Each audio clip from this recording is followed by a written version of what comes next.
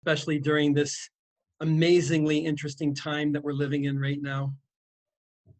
So thanks for your energy and your time and your attention. We'll get started in about 1 minute.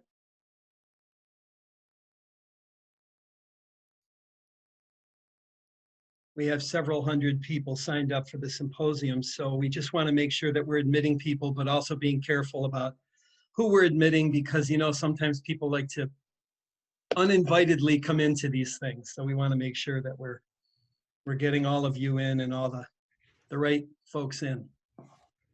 So thanks for your patience. Good morning, Lyle. Good to see you this morning.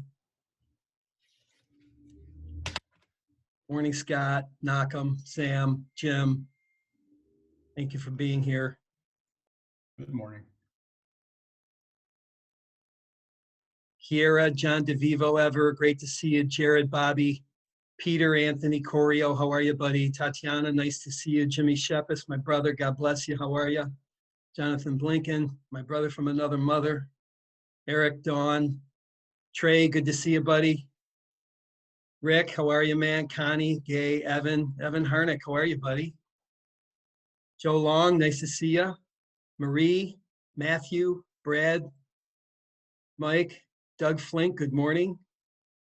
Elizabeth Sierra from Mexico. How are you, my dear? Good to see you. Monica, nice to see you.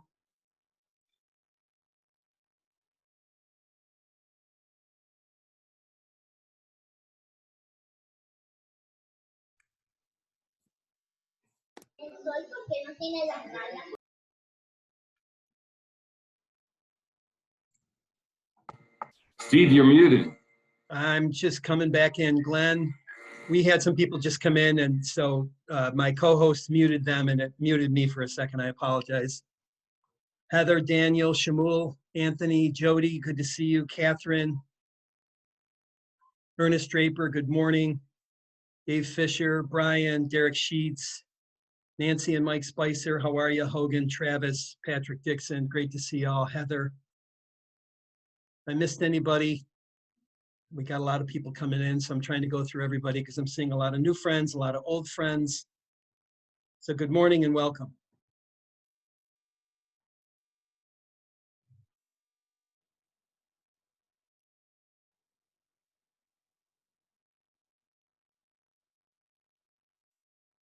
So good morning, everybody. God bless you this morning. I hope you're having a great morning. Thanks for taking your time to be here. This symposium wouldn't be the same without you here, so I'm really honored that you're here. On behalf of everybody at Mission Driven Advisor, Jenna, Alicia, Rayanne, Bill, John Camerano, David, Bob McAuliffe, all our coaches, thank you for being here. We're really honored. And let us begin.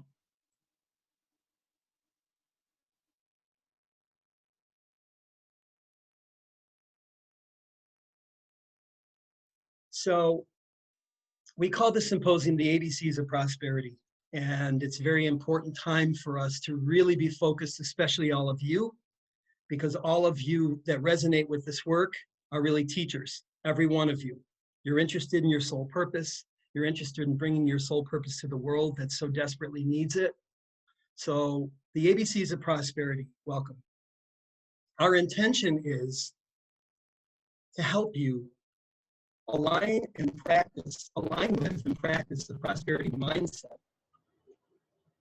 Believe in and enhance your soul purpose, and to create a 2021 personal master plan that's really doable. For you to have a track to run on, given what happened in 2020, where we all had a plan and then COVID and the election and all these crazy things hit. And we want to create a 2021 personal master plan that finds the sweet spot for you between too much and not enough. So welcome, and that's what we're here to do. Now, to maximize your experience today, I'm going to ask you to do a couple things. First of all, please don't multitask. Silence your cell phones. Everybody right now, just do me a favor, silence your cell phone and make a commitment to not check your email until after the symposium's over. Just take a minute and do those two things. It's going to really help your experience today. Silence your cell phone and just make a commitment. The email will be there in 3 hours, okay? Take good notes. Do your best to find the sweet spot between listening, writing, and experiencing, because you're going to be going into some groups and you're going to have an experience.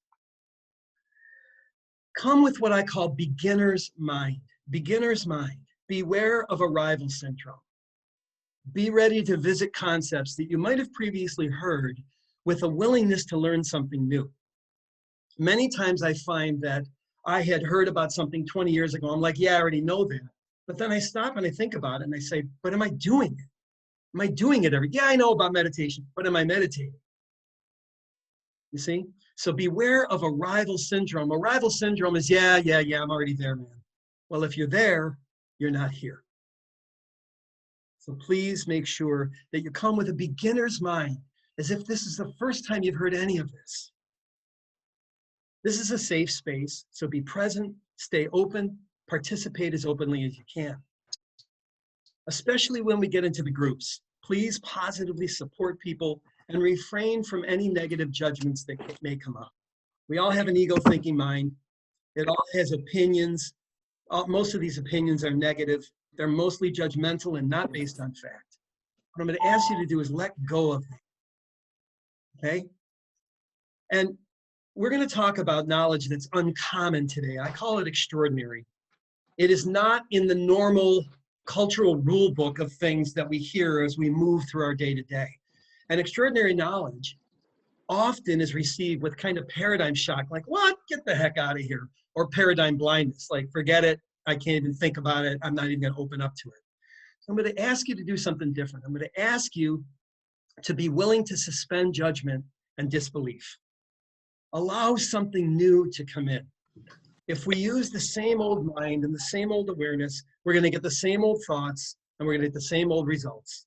And we're all looking for some new results, more joy, greater abundance, more ability to be service of others. Okay? And so what we're going to do now for a moment is we're going to take a moment, we're going to do a meditation. And I'm going to ask you to sit back in your chair, if you will. Allow your eyes to close. Allow your hands to come into a position of receivership, feet flat on the floor. Hands in a position of receivership, either joined together, cupped on your lap, or maybe on each leg, palms up. Allow yourself to take a deep breath through the nose and exhale through the mouth. And let's just focus on the breath. Just take a moment and let's show some gratitude for the gift of breath. You know, you woke up this morning and you had breath in your body. Some folks didn't. They're no longer with us. Let's be grateful for this elusive, obvious gift of life, the gift of life itself. Every moment, breathing in. Let's just take 3 conscious breaths, focusing on the coolness of the breath in and the power of the exhale out.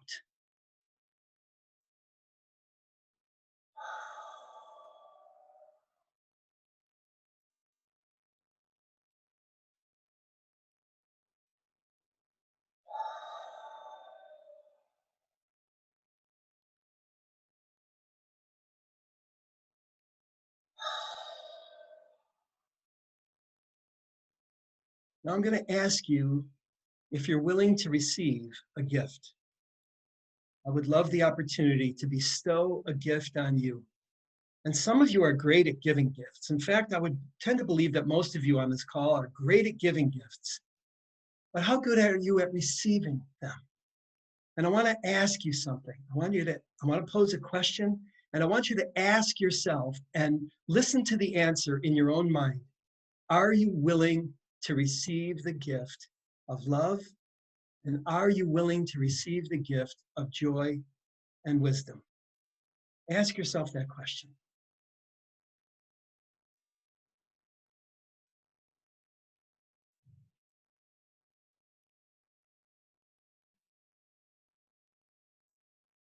And I want you to give yourself permission to accept this gift.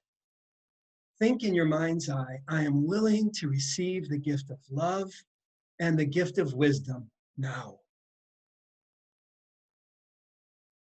And if you are, hold your hand on your heart.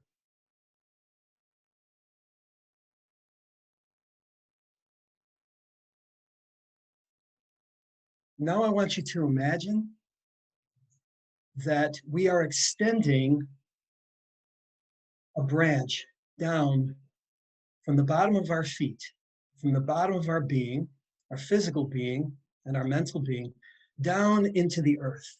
Imagine that this root, this tree root, this branch is growing down, down, down, through the floor, through the dirt, through the earth, through the concrete, through the stone, and it's moving down through the mantle of the earth, and it keeps going down, down, down, till you're actually seeing the molten center of the earth. Imagine you're seeing this in your mind's eye, and now this tree branch of you, your grounded, powerful energy, is holding the center of the earth. On your next breath, let us breathe up that branch, the breath of Mother Earth. And imagine this breath of Mother Earth. You know, this is our home. This is our mother, right? We call her Mother Earth. And imagine that we're breathing up this branch, the breath of life itself. On your next breath, breathe up that. You're completely grounded and safe.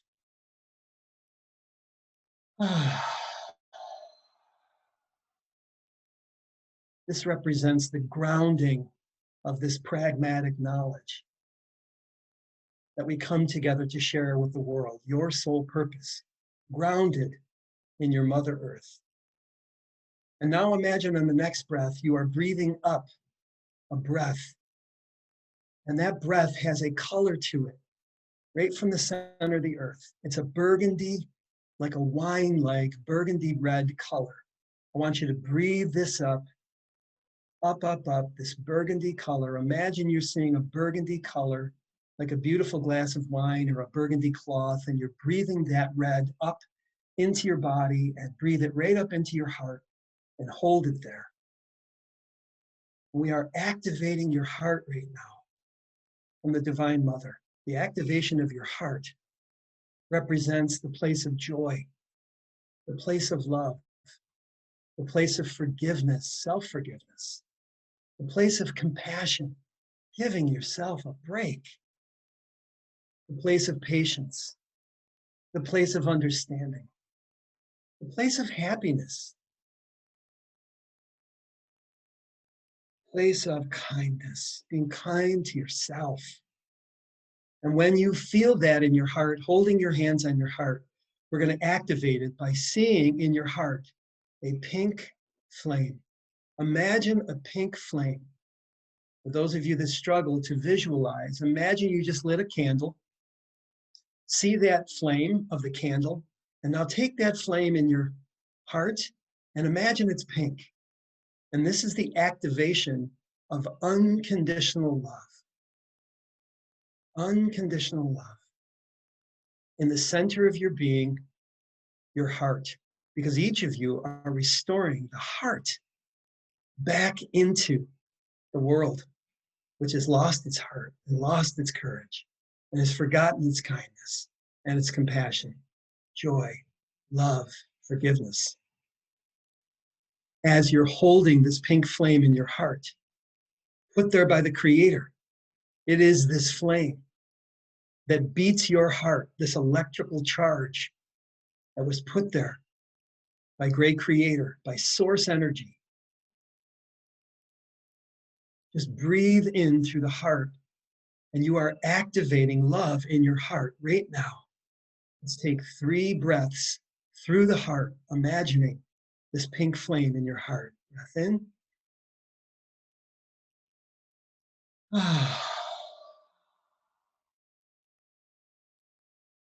Another nice deep breath in.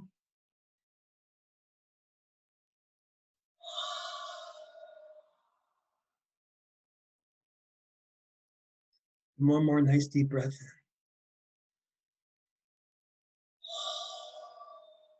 As you're exhaling all your fear, all your doubt, all your worry, all your negative self-judgments, all your belief that you don't belong, all the negative beliefs that are put there by the ego thinking mind that you are not enough. We're releasing them, letting them go. You are enough. You belong. You are one with the infinite source that created you. And now let's allow your hands to come back into position of receivership. Allow them to rest. Again, we're going to take one more nice deep breath through the nose. And exhale through the mouth. And now that we're grounded in Mother Earth and grounded in the frequency of love, and so that you know the frequency of love is the frequency of God. God is the frequency of love. God is also the frequency of truth. And we're going to activate that now in your mind.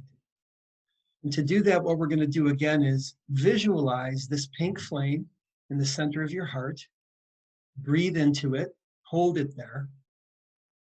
Good.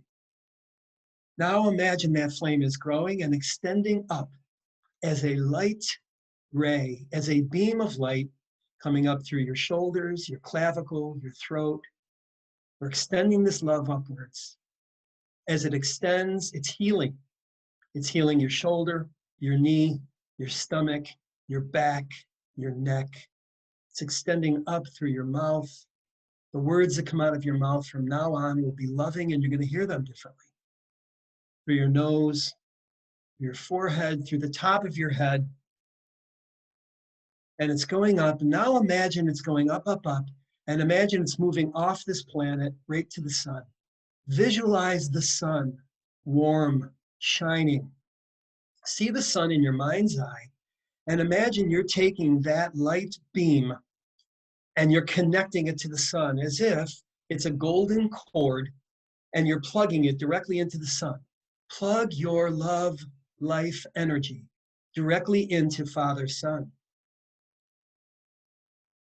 Start breathing light as you're plugged in. Imagine you're breathing droplets of light down that light cord into your mind.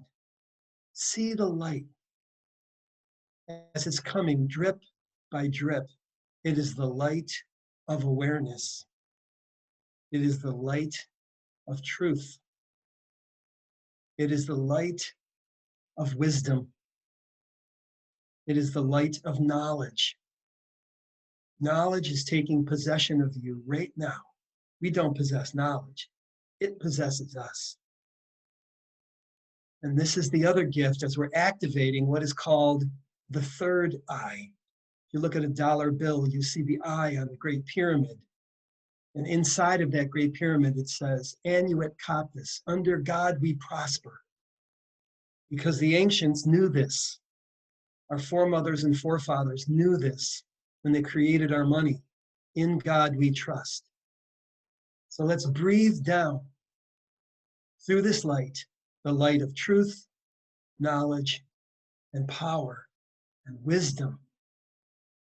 We are awakening, and when you're ready and you see this light in your forehead, you can see it in your mind's eye. I want you to take your fingers, 3 fingers on your right hand if you're right-handed, or left hand if you're left-handed, and put it on your forehead and activate the light of God, the light of awareness, the light of truth, the light of knowledge, intuition, intention, invention, innovation, imagination, and inspiration.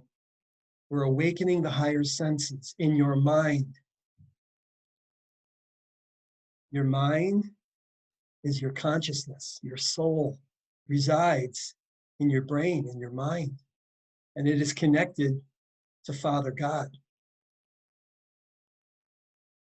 And let's just breathe 3 deep breaths in as you're activating your third eye, which is your divine eye, your eye of intuition, not the physical eye, but the metaphysical eye. This is very important if you are to have prosperity in your life. So let's breathe in 3 deep breaths as you're breathing in light from Father, Son, Father God, down this light cord into your mind. Breath in.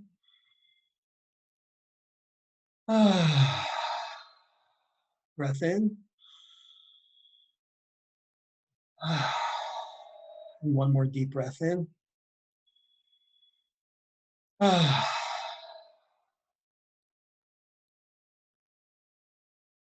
Let's just sit for a moment as we integrate the light of the Father and the light of the Mother, meeting in the center as this pink flame in our heart. The ability to hold both heart, love for each other, and mind, logic, wisdom, value creation. We are holding both. When you have both held, allow your hands to come into a position of receivership and put them together, almost like you're in a namaste, where your hands are put together in front of your heart as you're holding this. And you want to just bow for a moment to your soul purpose, accepting it in your heart, love of God, accepting it in your mind, the knowledge of God, Goddess, all that is. Integrating it into your being through the activation we have done today, the gift of awakening your heart, bowing down to the heart, awakening your mind, using the mind to serve, to heal, to uplift. 3 more deep breaths, and then we'll come out of our meditation. Breath in through the nose. Exhale through the mouth. Breath in through the nose. Exhale through the mouth, and one last breath through the nose. And exhale through the mouth. Don't open your eyes yet. I'm going to count backwards from 5, and before I do, I want you to unplug the light from the sun. I want you to bring this light ray right back down through your head. Down, down, down, down through the top of your head, past your eyebrows, past your nose, past your mouth, down through your neck, back into your heart, and tuck that beam right back into your heart, right back into the pink flame. Okay? And then I want you to take that branch, let go of the center of the earth, bringing it back up, up, up, up, through the bottom of your being, through your feet, up through the root chakra, back through your solar plexus, and up into the heart. And again, tuck those in together. And when those are tucked in together, back inside, behind your heart, your hands are in a position of receivership again, like mine are right now, like a namaste, like you're praying, like you're in prayer. And just say to yourself in your mind's eye, I gratefully receive the activation of my heart and my mind with my soul purpose. I gratefully receive the activation of my heart and my mind with my soul purpose. When I reach 1, we're going to open our eyes and continue. 5, 4, 3, 2, 1. Okay. So just take a stretch for a minute. Let this just integrate whatever you need to do. Allow yourself to just stretch your neck, your arms, whatever you need to do to stretch and feel good. You may need to stand up and just integrate this. Yeah, just breathe it in. So why do we meditate? To learn to respond to problems from the wisdom of your heart instead of the frustration of your mind. Because everybody here has a very high intellect, a very high IQ. And on one hand, that's a gift. And on the other hand, it's a curse. Because the mind is not capable of really bringing you joy, love, and happiness. It's just not. It's not programmed to do it. It's got a different program running. So when you're having a problem in your business life, the ability to respond to that problem from your heart wisdom instead of mental frustration is going to become paramount. This is the shift from the mind to the heart. And then the heart activates and tells the mind what to do. The HeartMath Institute has scientifically proven that the heart carries more electrical energy and more impulses that affect the brain than the brain does the heart. This is a simple fact. It's science. We now know this today. So your heart is really your CEO, your chief encouragement officer. Okay? You want to get that courage, the courage of the truth, the courage of sharing your heart with the people that need your love. And your brain then listens to the heart and it becomes your CFO. Okay? So let's look at the ability to choose love and create value. We're going to be choosing love as we share love with people, L-O-V-E, meaning leaving others valuable energy, valuable experiences, by creating value with the wisdom that comes out of your mind and that comes out of your mouth. And meditation, I got this from my friend who's the CEO of the HeartMath Institute. And she wrote this book that's a terrific book, Awakening the Heart, by her and the owner of the HeartMath Institute, Debbie Rosman and Doc Childre. And this is a slide that she showed from a study they did, which shows that you can move from your lower self when you're in frustration and you have incoherent heart rhythms, and the brain is sent the signal: fear, doubt, worry, quit, procrastinate, or coherent heart rhythms where you get to feel appreciation, courage, take action, follow through on your word. So what are the ABCs of prosperity? Let's go to page 2 in your handout, and you can begin to take some notes. The ABCs are: number 1, awareness. The awareness of, am I choosing my lower self or my higher self? My lower self is the reptilian brain, programmed only to survival and impugning and projecting fear, doubt, worry, and scarcity onto everything. Remember this: you are always making a decision between your lower self based in fear, doubt, and worry, and your higher self based in love, faith, and knowledge. Okay? That's the A of ABC and prosperity. The B, beliefs. Are you believing in scarcity or are you believing in prosperity? Why did I do this activation with you? This is really important for you to understand why I did this activation. Scarcity is a permanent condition in the physical world. Scarcity is a permanent condition in the physical world. I'm going to come back to this time and again. Where does prosperity exist? It only exists in your mind, in the metaphysical world. It does not exist out here. Look out there. Look out your window. There's no money out there. There's no food growing on the trees. There's no medicine. Those things only come from the innovation of human beings that came from the mind of a human being to create value. Scarcity is a permanent feature in the physical world. Prosperity only exists in your thinking as a belief. So when you're faced with scarcity, you must come from your higher self and choose prosperity. And if you don't, what will you do? You will default back to scarcity, default back to fear, doubt, worry, default back to your lower self. The A and the B is what we're doing in this symposium, in this module. The next module, we're going to be talking about choosing to identify, which is the C in the ABC of prosperity. A being awareness, coming from your higher self. B being beliefs in prosperity. And C being choosing to identify and act on and track your key performance indicators. So A, awareness. B, beliefs, and choose to create value, knowing that dollars follow value. And the only way to do that is to track your KPIs. And if you're not tracking them, you're in trouble. You are in scarcity.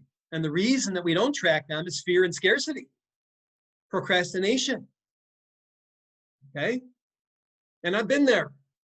Everything that I refer to about scarcity and fear and lower self, I lived for the first 30 years of my life. That's why I believe that we're qualified to teach this work, because all of us teachers at Soul Purpose Institute, Mission Driven Advisor, have gone through this. So, what is a prosperity mindset? Prosperity is directly dependent upon your mindset. One's mindset is constructed by beliefs, reinforced through your language. There is no being without language. You think in words and pictures. Prosperity is directly dependent on your mindset. Your mindset is constructed with beliefs, reinforced through language, and it better be creative language, because you're going to be faced with destruction and scarcity every day. And it's only changed or shifted through conscious choice, and conscious choice is what we call intention. And prosperity, finally, your mindset is manifested through action, because these first three things create what we call a thought mindset, a growth or prosperity mindset. But it must be manifested through action, because thoughts become things through action. Thoughts only become things through taking action. Now, the ignorance of limiting beliefs, the unawareness of scarcity beliefs and destructive language drives scarcity. Limiting beliefs are based in scarcity, and they reinforce each other. We look out in the outer world, we see scarcity, we think with scarcity, we reinforce scarcity. We say, I can't. You can only shift that through conscious choice, which is the power of intention. The power of intention. So each of you is meant to be saying an intention affirmation every single day. And if you don't consciously choose to do that, you will default back to scarcity. Why? Because you're unaware of the limiting beliefs and the negative language in your mind driving it.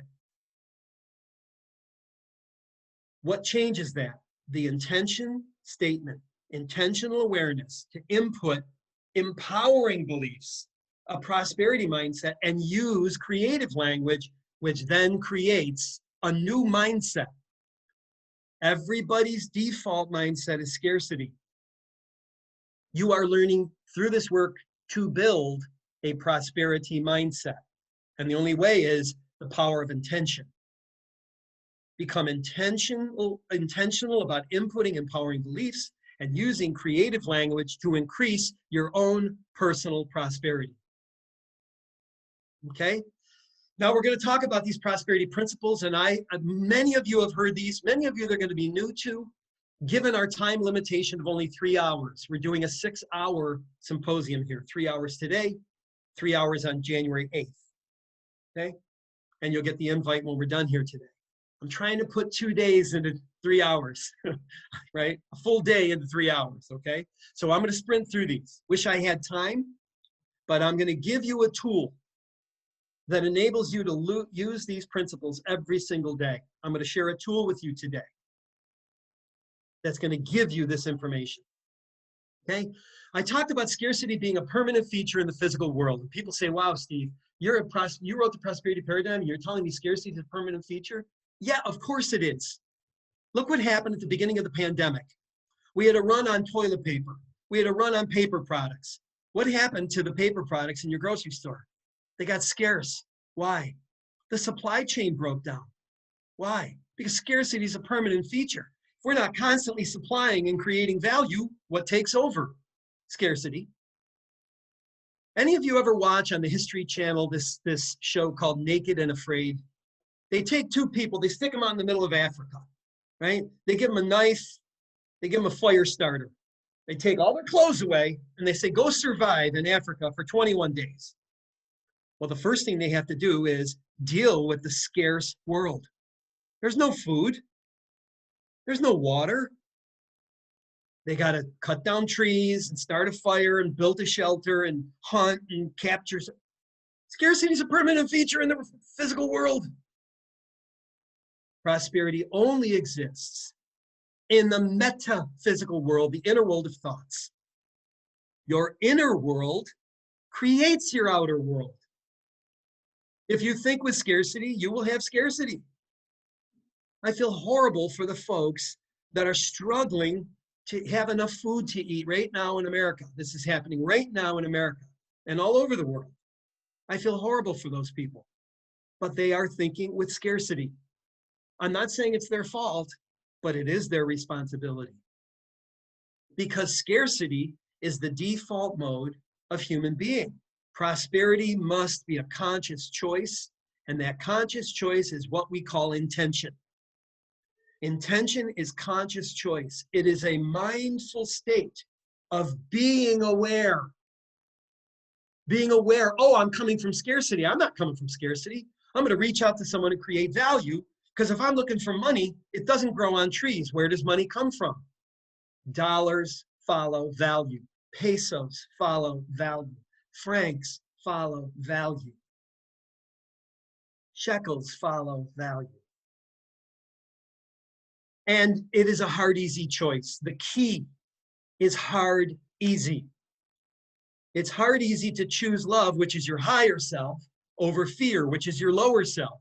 Your lower self is the survival animal back here. It's based in fear, your reptilian brain. Think about in the biblical story of creation, right? Where the snake is wrapped around the tree of knowledge. Now look at your spine. The snake, your reptile brain, is wrapped around your Einstein brain. You've got to choose love intentionally, because if not, you're going to default to the reptile. It's squeezing the knowledge out. When you practice hard, easy, and you choose higher self, and you choose prosperity beliefs, you'll recognize that every invention and innovation began as an intention from the higher self. Every invention, the invention of the light, came from the higher self of Thomas Edison and his team. He certainly had a lower self, but this came from his higher self as an intention.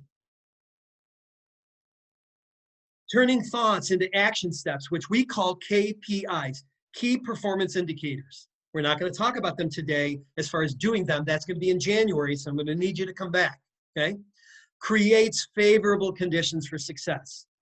To think this way, but not act this way, will not get you abundance and prosperity. Okay, you gotta act and take action. And remember this, when you're coming from love, you activate a universal support and conspiracy to succeed. When you come from fear, you activate a universal conspiracy to fail. Because we live in a world of vibration and attraction, right? As ye sow, so ye shall reap. As you vibrate energy, you attract similar people and energy back to you. Look at, there's 152 participants right now. Zoom is telling me on this call. Thank you all for being here. For those of you that just got here, welcome.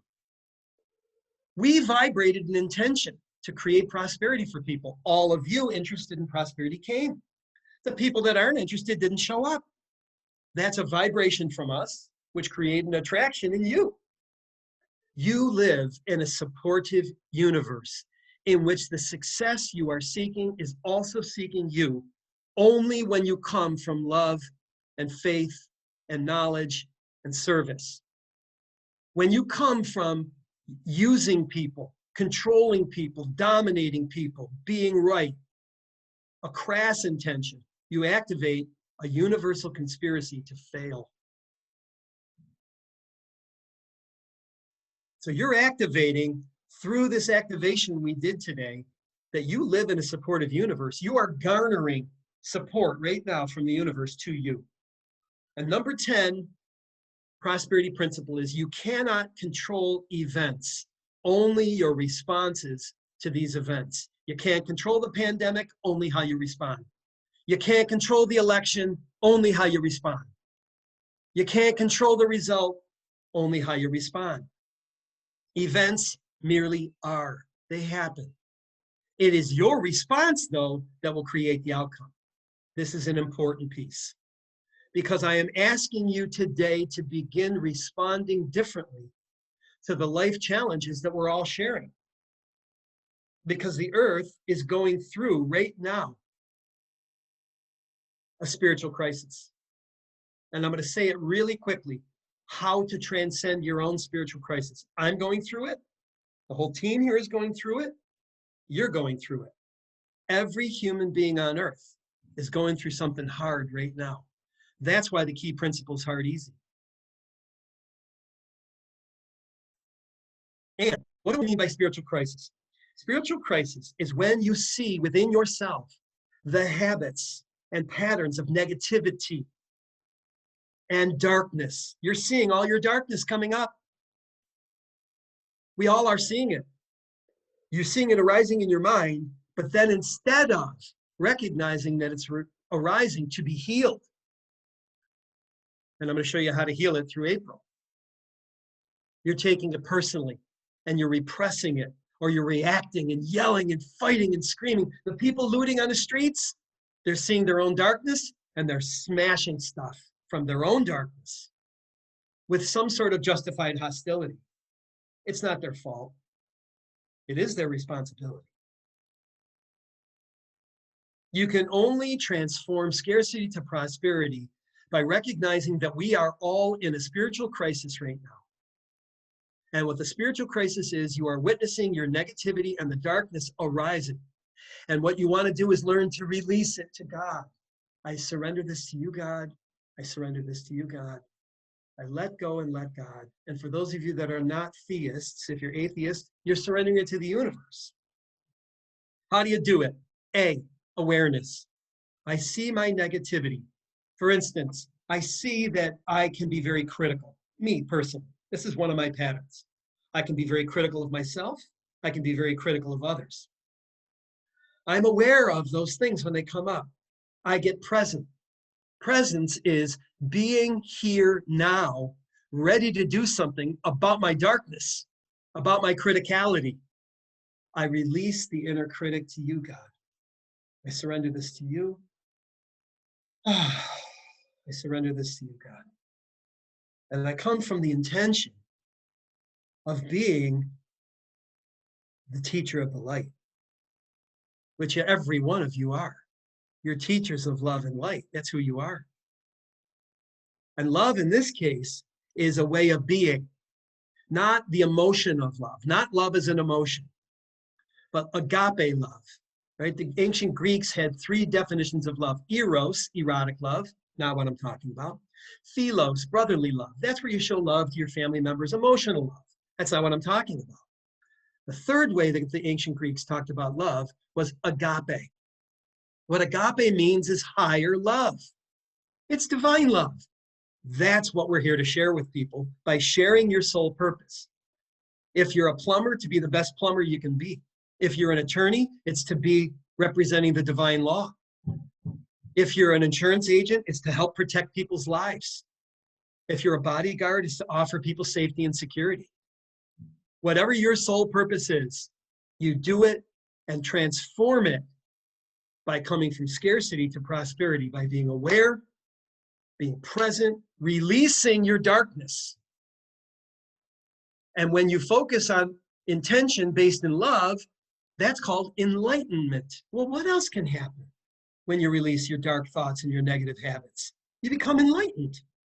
Enlightenment isn't being perfect. That's ridiculous. Enlightenment is lightening up. It's learning how to face the exigencies and challenges of life with courage, power, love, and understanding. So the prosperity principle number 10, E plus R equals O. Event, can't control it. My response, I can control. That's what dictates the outcome. You shift reactions into responses by releasing the negative thoughts as they arise. You release and you respond. Now, reactions versus responses. Which self will you choose to be? This is the A in the ABCs of prosperity. What is the lower self? It's your survival animal. It's not very smart, but it's pretty tough. Okay? It's based in fear. What is the higher self? It's your God self, based in love. Lower self uses falsehood. Lower self has no problem in lying. None. You can make them up on the fly, right? Higher self says, wait a minute. I see a lie arising in my mind as a story. I'm going to surrender that. How do I tell the truth in a loving way? Lower self is vengeful. It believes all its hostility is justified and that vengeance is the way to go. But we see in the Bible, we see God says vengeance is mine only, not ours. It's up to God. And of course, then we see the teachings of God all about forgiving, not being vengeful. Lower self belligerent, higher self is peaceful. We have activated in you today a new opportunity to come from the heart and restore the heart by having your heart and the love of God teach your mind. And that is the path to peace. And I'm going to offer you a soul purpose toolkit today that will show you how to be peaceful each and every day, how to build your business by being a value creator and an emissary of world peace. Because everything our soul purpose has in common is to create a peaceful world that works for everyone. Lower self condemns you. Higher self is compassionate. Lower self is intolerant. Higher self is understanding. Lower self is irritable. Higher self is patient. So, I got to tell you, I know many of you on this call. You're high intellect, high drivers. The downside of being a driver is you're irritable. You're impatient. When that arises, awareness. Am I going to react and say, I'm justified in yelling at this person? Or am I going to surrender that irritation to God as it arises? I surrender this to you, God. I surrender this to you, God. I surrender this to you, God. Releasing and responding. You cannot respond if you don't release. I want to put a pause here, and I want to teach you something very powerful that's just coming in to share with you. There's only 3 ways to deal with an upset. Only 3. Number 1, repress it. This is what many of you have done. You've repressed deep down all this negative stuff. And when does it come out? When you need to be most powerful, when you need to be most courageous. It comes out and you don't have the courage. You don't have the willpower. Because the repressed stuff sits in your gut, sits in your unconscious mind, like an open app in your phone, constantly draining the battery power from your phone. So don't repress it. That's the first way of dealing with an upset. Second way, react. Reactions. I'm going to give him a piece of my mind. Who do you think you are? Smash the window, break the thing, yell and scream, lie, cheat, be vengeful, belligerent, condemning, intolerant, irritable. That's a reaction. Does that work? No. Or releasing and responding. I see fear arise, I release it to God. How do I respond? What would love do now? What would love do now? How would love? What would truth say? Oh, I'm not forgiving myself. Oh, I'm really upset right now. I'm going to just sit here and surrender it. This is the shift. You will continue to repress your great problems in your life, and they'll stay in you unless you release them. You will continue to react, old actions done over and over, trying to get a new result until you release it to the universe and respond from a place of love. Because the lower self is mocking and derisive. The higher self is funny. Lower self is diffused. Higher self is focused. Lower self is procrastinating. Higher self is disciplined. Lower self blames. Higher self learns. Lower self justifies. Higher self is responsible. Inside of me, though I've done this work for 35 years actively, actually more, since I was 19. You'd think I'd be further along. So I've done this work for literally 44 years. And still, lower self is in there. but less and less and less.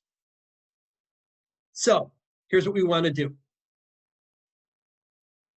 We're going to do an exercise, choosing the higher self. You're going to go to page 3.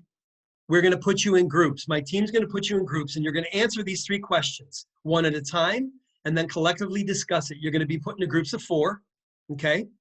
And here's the 3 questions. They're at the top of your page. Go to page 3 in your handout.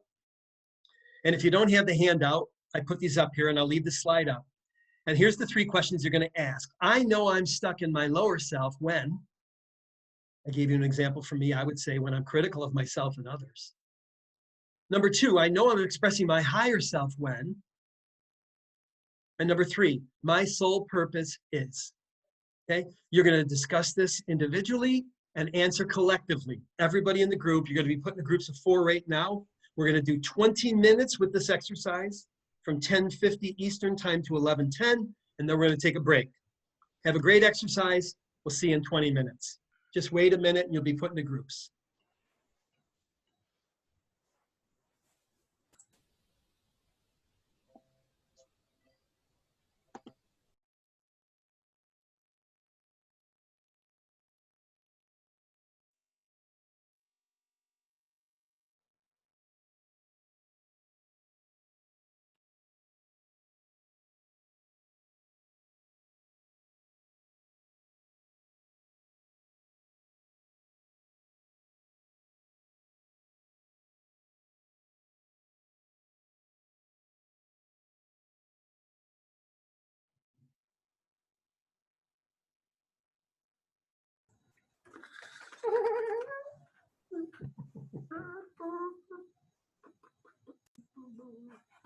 Just accidentally left my breakouts. So I assume everybody is back right now.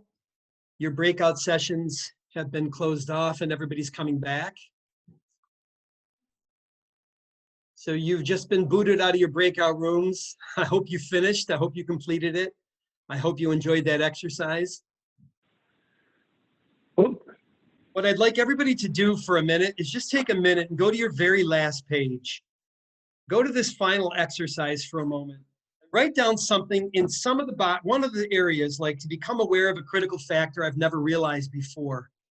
What have you taken away so far? What did you just learn in your breakout room that might fit into to learn what I've never learned before, or to think what I've never thought before, or to become aware of a critical factor I've never realized before? Just write that down real quickly while everybody else is coming back in. I'm sure you just got a big takeaway from somebody or something that maybe, one of your participants said or that was said earlier.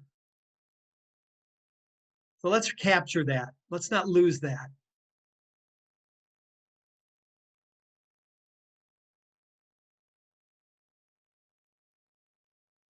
Steve, I did have like an aha moment at the beginning of this thing and I forgot it now. I'm like, wait, what is it? I know I had something happen. That's funny, Dawn. Well, it'll come back to you. Yeah. Thank you for sharing that. You're welcome.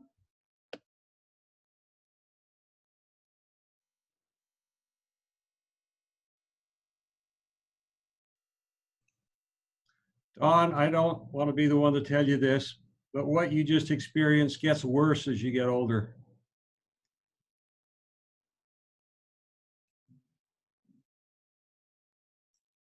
Okay, everybody, we've put everybody back on mute. Hopefully you've captured that, and we're going to keep going here.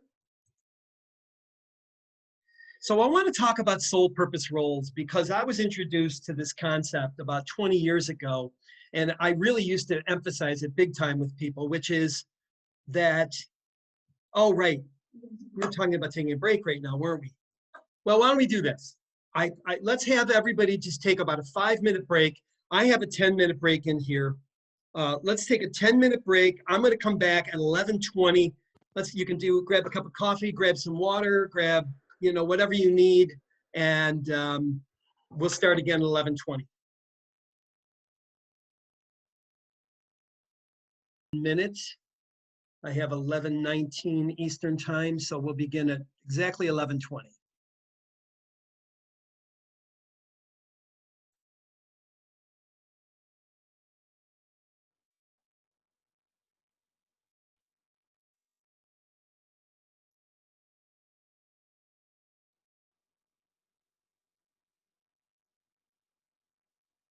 So welcome back, everybody. Hope you had a good break. Hope you had a great breakout session. I know we have a great group of people here. Soul purpose roles are something that I discovered about 20 years ago. I have a friend named Roger Hamilton. He's part of the Transformational Leadership Council, which is a think tank of thought leaders around the world, doctors, lawyers, teachers, spiritual teachers, so on and so forth, started by Jack Canfield, who wrote Chicken Soup for the Soul. And one of them lives in actually Bora Bora. His name is Roger Hamilton. He had me take this, what he called the wealth path test. And what I realized was that I was looking at different roles and different soul purpose roles with people. And I had been working on soul purpose roles. And I want to show you what soul purpose roles are, because I think it's really important, because each one has a different wealth path. And it reminds me of Michael Jordan when he played basketball. Playing basketball, he was a 6-time world champion. Playing baseball, he couldn't hit the curveball. He was a great basketball player, world class, maybe the greatest that ever played, but couldn't play baseball. He was off his soul purpose role with baseball, right?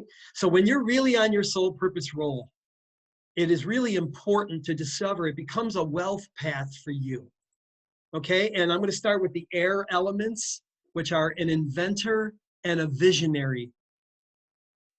I'm going to talk, and I'm not going to spend a lot of time here, but I just would like to go through them to show you them. The fire elements, which I am one of, I'm a luminary and a catalyst. The inventor and visionary believe in faith, and they're spontaneous. They're constant creators, always creating.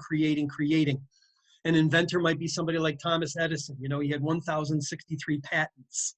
A visionary is somebody like Stevie Wonder, who is constantly creating music. And, you know, the name of his first album was Inner Vision. I'm a luminary. You know, we're competitive, we're action-oriented. But a luminary has their head up in the clouds a little more than a catalyst who's action-oriented but has their feet on the ground. Then you see people that are what I call reason mode people, which are the supporter and the connector. And they are people that typically the luminary leads the event, like I'm doing right now. And the supporters are the people that don't want to be on stage, front stage, but they love supporting that creative luminary. And so supporter and connector. And these are really important for you to understand. Finally, we have the water elements, sage and technician. And so these people are typically more methodical, more introverted. What you're going to see is the inventor, sage, technician, and supporter are more introverted people. The visionary, luminary, catalyst, and connector are more extroverted. I see my friend Jonathan Blinken is on this call, and Jonathan found out years ago he was a connector, changed his practice around being the connector, lives with much more inner peace, helps connect people. That's what he does well. He's in his soul purpose. As a luminary, I'm a teacher of the light. What is the light? Anything that brings awareness to people, awareness of their soul purpose, awareness of these principles, right? So to that end, what I created was this understanding that we all need each other, right? The visionary needs the technician. The luminary needs the supporter. The catalyst needs the sage. The connector needs the inventor. The inventor creates the insurance policy. The connector brings it to somebody, connects them to that policy, right? So it's a cycle where everybody is in their soul purpose. It becomes this thing that I call the divinity of diversity. Everybody has a place on this earth. And one of the most difficult things is that people don't know their soul purpose. So I created this thing called the Soul Purpose Toolkit, and I'm going to offer it to you. I'll show you how to get it later on. And the basic Soul Purpose Toolkit is all the things you see on the bottom. It's my Prosperity Paradigm. I'll autograph the book, an autographed copy of Prosperity Paradigm. The center thing is my Soul Purpose Meditations. They're a 40-day meditation program to really begin what we call your Prosperity Power Hour, which is getting your head right first thing in the morning. Next, the gratitude journal to write down and keep track of things you're grateful for every day, because most people that teach prosperity and abundance know that a major part of it is showing gratitude for what you already have. If you are not grateful for what you already have, why should the universe or God give you any more? So that's why gratitude is so important. There's the Soulfish Peace Prescription CD, which is a download of meditation music, and we also have it on Spotify or iTunes, in case some of you don't have CDs anymore. And then there's the intention statement card, which you see there on the Prosperity Paradigm. That's the basic program. And then the advanced program is everything in basic, plus the Soul Purpose online course, which is 12 lessons with exercises that I teach. The Mind Scan assessment, which is really powerful, some of you have taken. A Mind Scan review with a coach, which is amazing, a free coaching call, hour-long coaching call with one of our master coaches. And then you're going to get to take the Soul Purpose Discovery Metric, which will teach you your wealth path. The basic version is $99. The advanced version is $249. And I'll show you later on how to get that if you're interested. But I want to really create value for you. And I thought, what could we do? We were brainstorming as a team. What could we do to help the people that we know and love, which are you, help that next circle of people that you know and love? And that's to get them involved. If you're looking for a Hanukkah present, a Christmas present for somebody you love and care about, and you're tired of buying ties and shirts and stuff like that, this would be a great present for somebody. So I'll come back to that at the end of the symposium, but I just wanted to share that with you because in this way you can learn your soul purpose role. So let's talk about the B. We talked about the A, awareness, being aware of choosing your higher self over your lower self. Now we're talking about the B, ABC of prosperity, and the B is beliefs. Which beliefs will you choose? Which mindset? Remember, if you don't consciously choose prosperity beliefs, you will always default to scarcity. And the first aspect of scarcity is I am not enough. This is the thing that is really underlying so much of our problems with people in the world today. They don't believe they're enough. We're carrying around wounds from childhood that we have been told we're not enough and we bought into it. So in a prosperity belief system, it's I am enough. I have a dear friend whose name is Panache Desai, and he wrote a book called I Am Enough, his latest book. If you're struggling with this, I would strongly suggest you to buy Panache's book, I Am Enough by Panache Desai. Scarcity believes that success equals money, but has no idea how to get it. In prosperity thinking, success equals soul purpose. Why? Because soul purpose is being your higher self. It's the path to peace, love, joy, and money, which is prosperity. Having money without understanding your soul purpose is so empty. In scarcity, we think money is power. In prosperity, we believe that wisdom is power. In scarcity, we believe money is the asset. In prosperity, we know that wise people are assets. I have a client that said to me, Steve, this is crazy. I don't believe any of this stuff you're teaching about. I mean, come on. I own, 800 apartments down in Texas, and I own the money. My money is the asset. I said, really? He said, yes. I said, so without tenants to pay you rent, what are those apartment buildings worth? And he went, wow, people really are assets, aren't they? It's the same thing for so many of you. Your biggest problem, many of you are in the financial services industry. And not all, but many.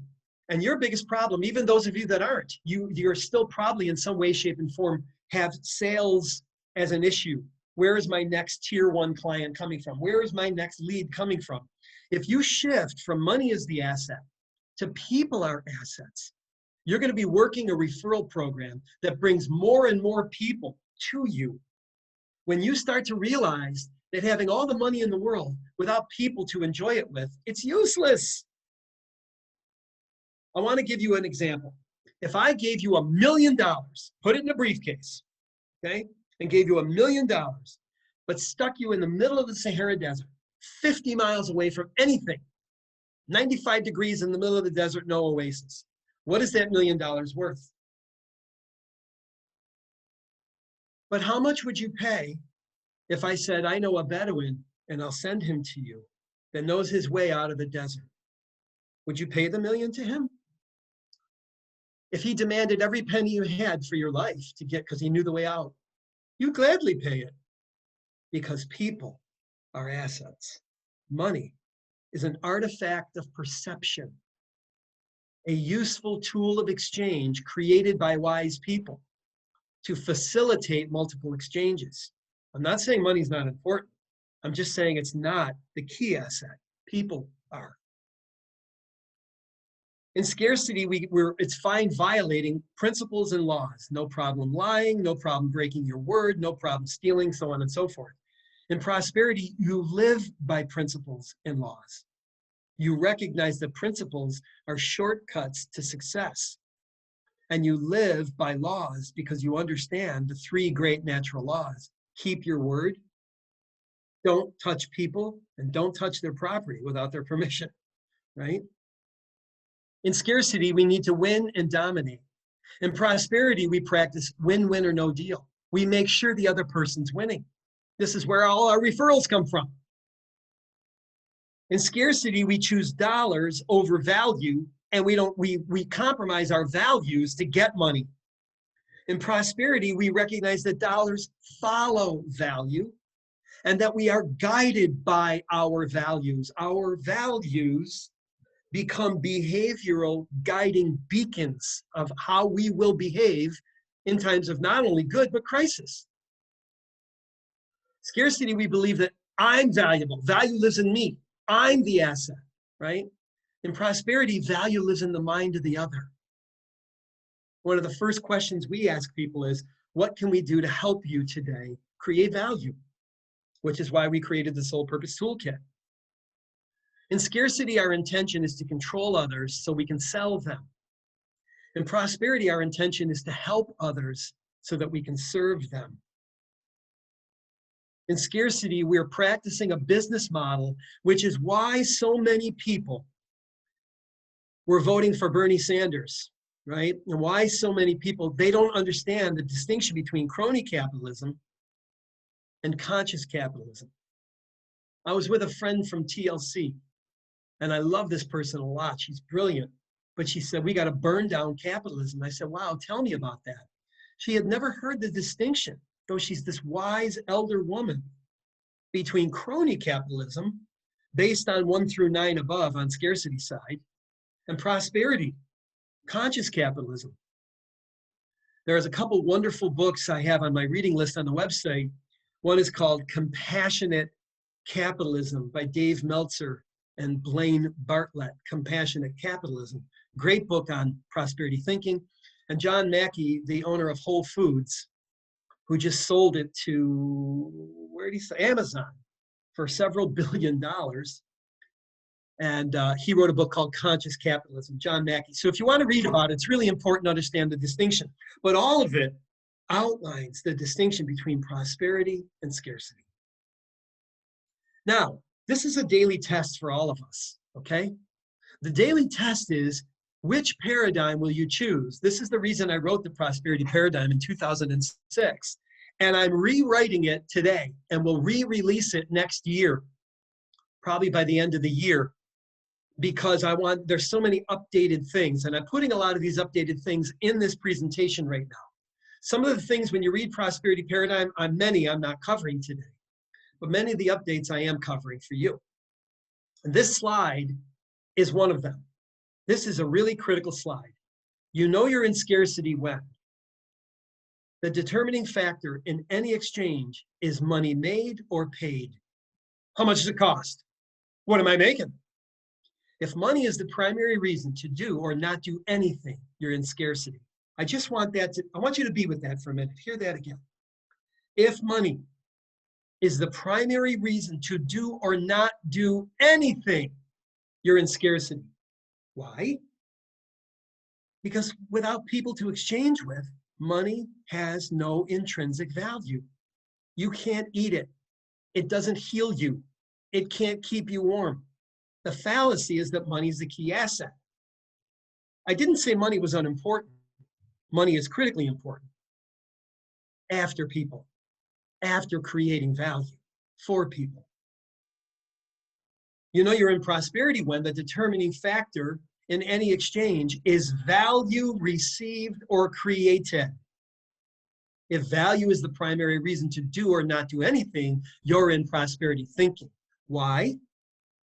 Because it is the value created by another person that carries any real worth. And what's the principle? That wise people are assets. That wise people are assets. It is people that we love. And of course, we use the principle, we love people and use money. Whereas in scarcity, those folks love money and use people. And you can see the danger of that lived out today in the world. You know you're in scarcity when your primary focus in life is being right, controlling, and winning. You know you're in prosperity when your primary focus in life is to uplift, serve, and enhance the lives of others. You know you're in scarcity when an unconscious pattern of I am not enough drives the insatiable need for material acquisition, in which enough is never enough. Because scarcity is your way of being, then doing and having. You know you're in prosperity when you live with a conscious knowing that I am enough, causing people to feel your confidence and trust you, because prosperity has become your way of being, knowing, and doing. Let me explain what I mean by way of being. Imagine you and I are going out, I'm in your city, and you invite me to say, yeah, Steve, I'm going to look at a new car. I'm going to buy a Mercedes. I'm like, I drive a Mercedes. I'd love to go with you. So we go to the Mercedes dealership, and we drive a couple cars, and you find the perfect car, the perfect color, the perfect price. You want to buy the car, but the salesperson is being rude, obnoxious, and pushy.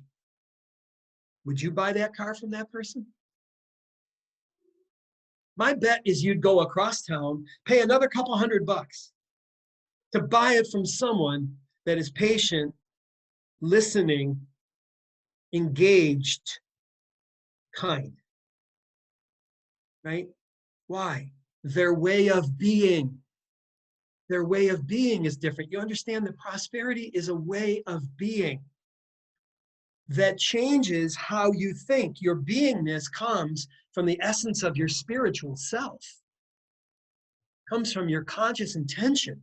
When you know your soul purpose, you are being confident. And you're living with this thing that says, I know I am enough.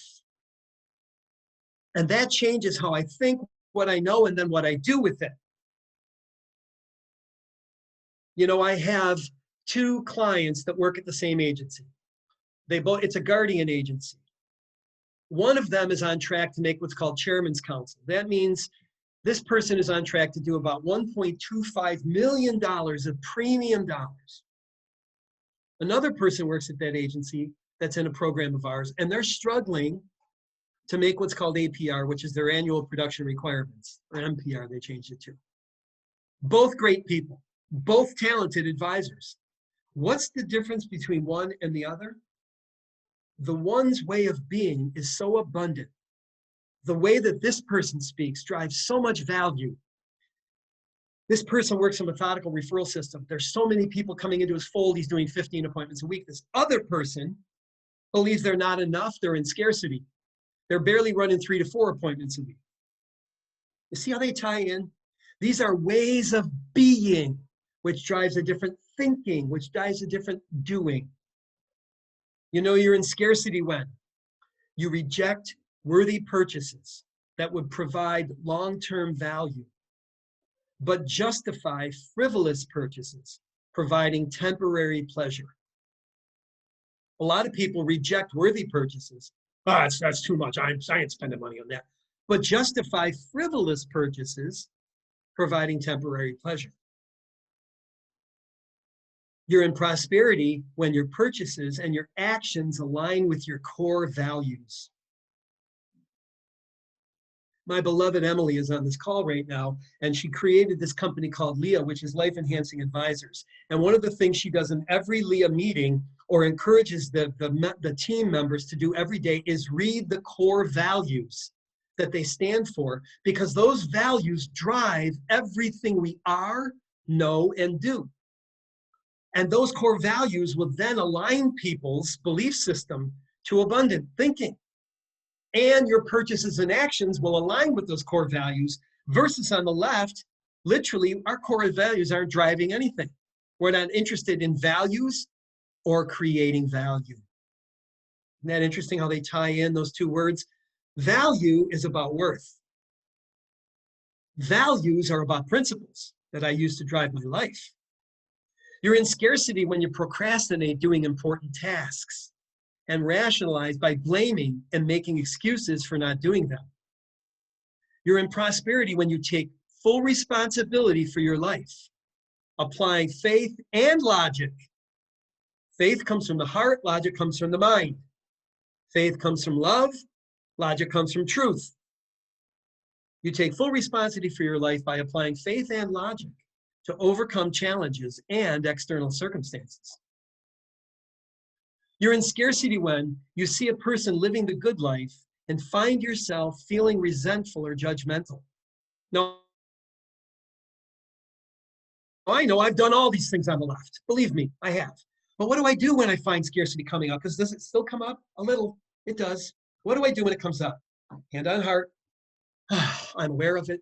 Now I'm present. I'm ready to do something. What am I going to do? I'm going to release it. I surrender this to you, God.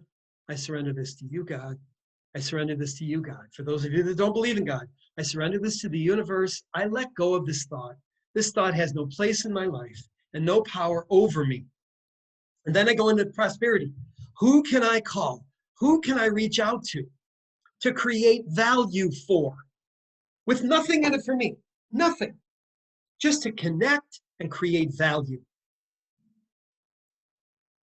And this is what's meant by with prosperity.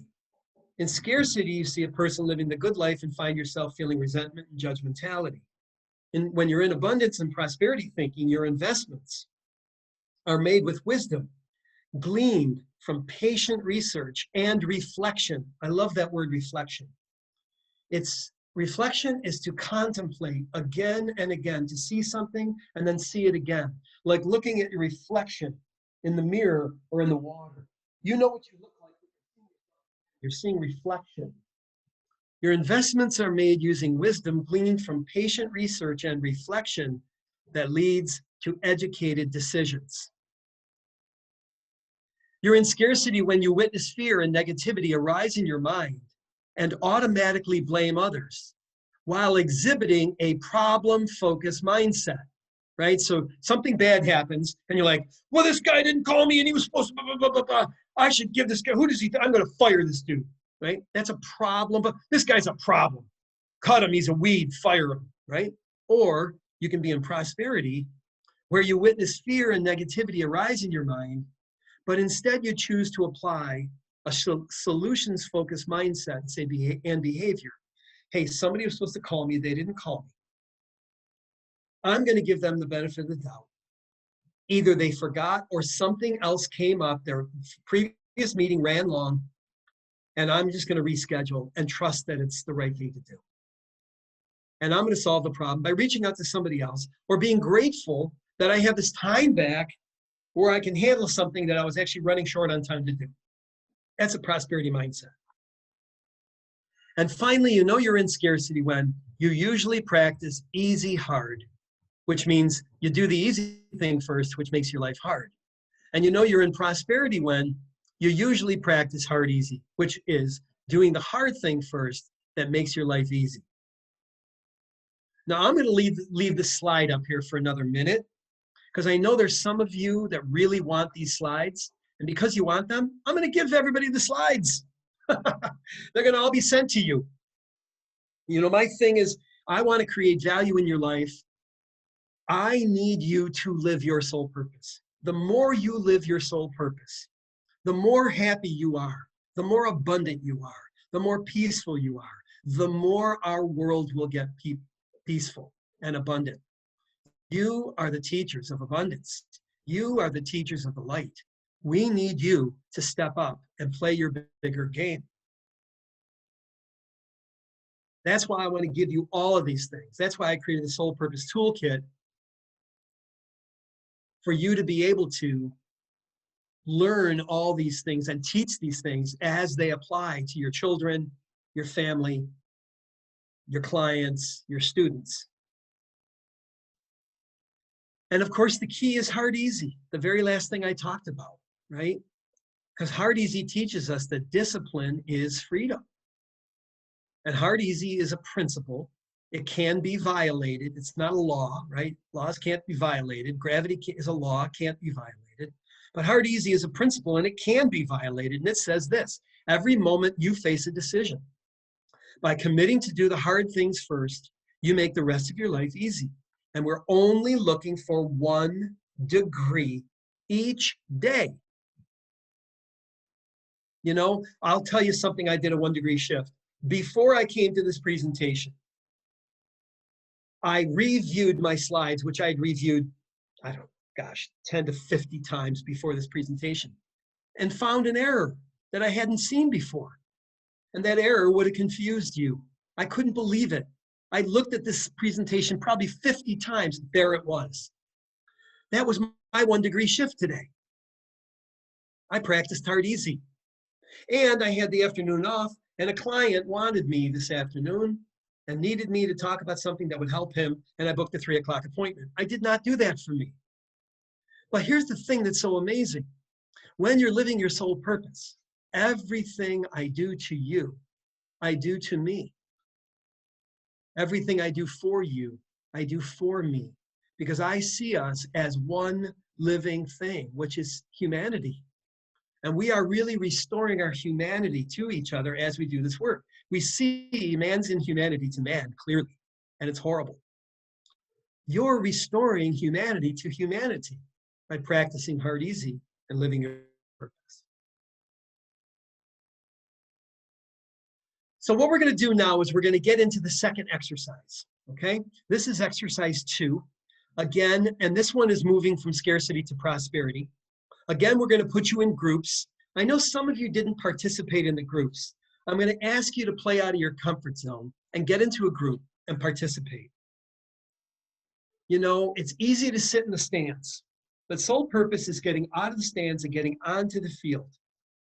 My friend Garrett Gunderson, who worked with me for a long, long time, used to say, someday is today. It's time to get out of the stands and get in the game.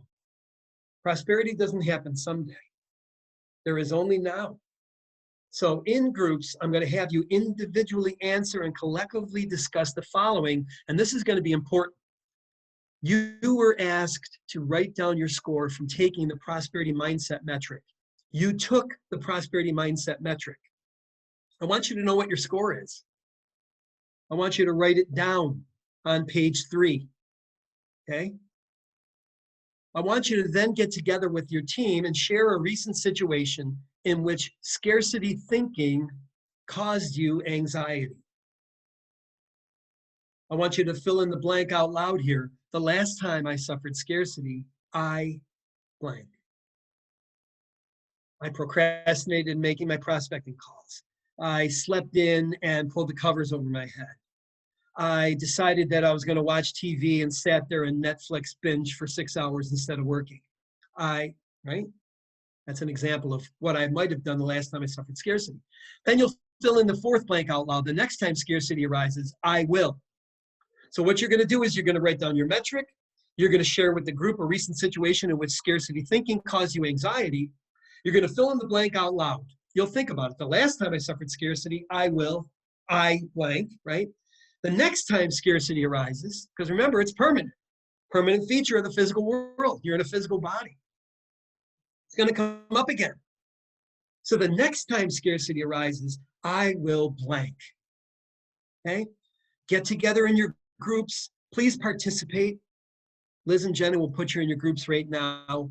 We're going to do this for another 20 minutes. We'll come back at 12:10 Eastern Time, 11:10 Central, and so on. We'll see you in 20 minutes. Have a great exercise.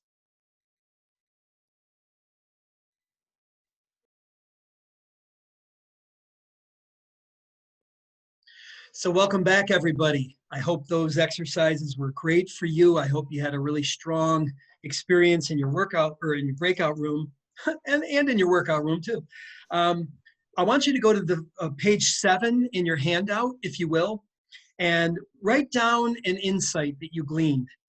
What will happen when scarcity comes up? Because it's inevitably going to come up for you. So where would that fit for you? Is it to commit to do something I've never done before? Is it to become aware of a critical factor I never realized before? Is it to think what I've never thought before? Is it to learn what I never learned before? Is it a couple of those different things? Write down a couple takeaways that you've gotten from the symposium so far. This is really important for you. And then I want you to go and what I'm going to do with it. What are you going to do with it? Again, to get an insight, great. And then it's forgotten. It was useless. So let's take that insight. Now let's turn it into an action step. What am I going to do with it?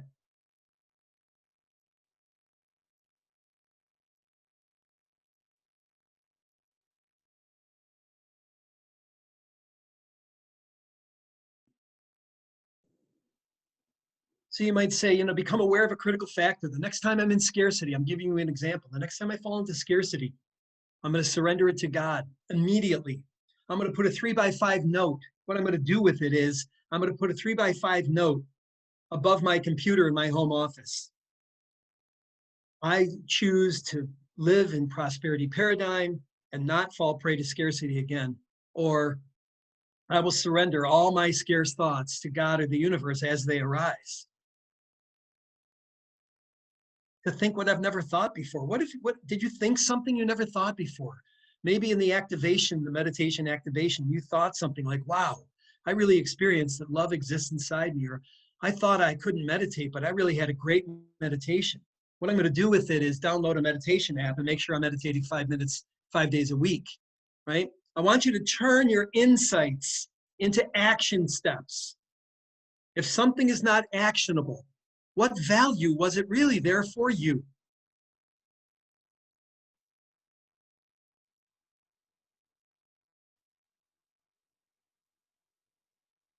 The thing I learned, the thing I never learned before today is, what was that? Did you learn something new today? If you did, I'm really honored. What are you going to do with it? Wow, I never realized that people have key assets. I really always believed money was the most important asset. What I'm going to do with it now is create more value for more people. Therefore, I'll make more money. Wow, that's awesome. So if you've done that, if you've written down a couple key, we want 2 or 3 quantum leaps here, if you can get them, okay? Then what I want you to do is we're going to go on break. Our break right now is from, I have 12:12 here Eastern time. We're going to come back at 12:20 Eastern time, 11:20 Central, 10:20 Mountain, 9:20 Pacific. See you in 8 minutes, everybody. Great job. Do your bio break, grab a cup of coffee, grab a bar, grab some lunch, whatever it is you want. We'll see you back here in 8 minutes. Great job.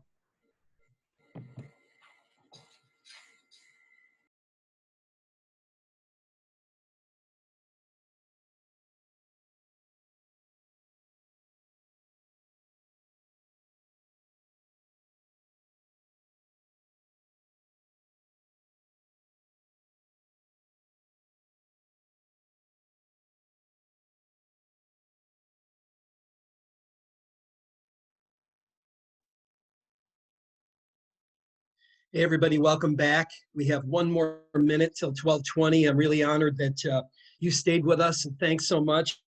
We're about to go into our goal setting portion. I'm just going to wait for about 1 minute till everybody to come back, but I want to thank everybody, first of all, for taking the prosperity metric. I want to tell you what we're going to do with it. After the workshop is over, I'm going to send out the prosperity metric, not in a digital form, but in a Word doc for you. Actually, I'll probably send a PDF. And what I want you to do is I want you to take it again after the workshop, but I want you to circle your 3 lowest scores. Your 3 lowest scores, and I want you to focus on those 3 things. I want you to make sure that you're focusing on the 3 weakest things that you're doing in your prosperity mindset. Because as you bring them up, the other things, the other 17 things, you're probably doing well. And 10 of them, you're probably getting 5s on, really high scores. But as you look at, it's almost like you're looking at the balloon of prosperity, and where the hole is, that's where the air's leaking out. So you want to look at the things that you're doing that you keep falling prey to. There's lessons there for you that you're not learning. When you learn those lessons and you start really living in the prosperity paradigm, and what does it really take? It takes faith, F-A-I-T-H, right? So I want you to, so we're going to email you at the end of this symposium by day's end today, the prosperity paradigm metric in written form. You're going to take it again, and I want you to notice now, because you've been changed from this workshop.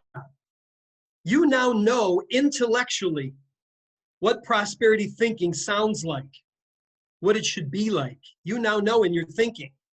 And then it's going to come up. These lessons are going to come up because we live in a universe. It's like Earth School. Every person and event contains a valuable lesson. A lesson will be repeated until learned. Every time it needs to be relearned, it becomes more painful, right? So you don't want to keep repeating these lessons around scarcity. And as you learn more prosperity principles, and as you're living them and passing the tests, you become more powerful. Every time you become more powerful, you become more valuable, meaning more capable of creating a greater level of value. And again, the more value you create, dollars follow value. So we're going to send you the test. You're going to take it again. It only takes about 5-10 minutes. It's not a big deal. But it affects every area of your life, because economics affects every area of everything we do in life. I want you to think of the story of Christianity, and I want you to think of Christianity in this way. I'm going to put it in economic terms. We sinned against God. We're born with original sin. We owe a debt to God. We're in debt. God sends Jesus. They call him the Redeemer. Our debt is redeemed. In economics terms, you can see how the story of Christianity, one of the greatest religions in the world, is actually economical at its core. Because this law of reciprocity, of creating value and debt owed, and making sure that we pay our debts, and then creating value, it's huge. So I want you to notice this as you're taking the prosperity paradigm metric, your 3 lowest scores, because those lessons are going to come up in the next week or 2.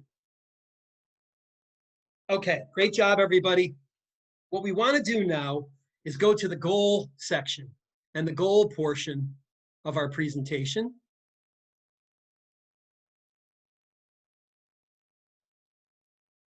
Okay, and what we're going to do is have you turn to page 4. And I love this quote from Tony Robbins.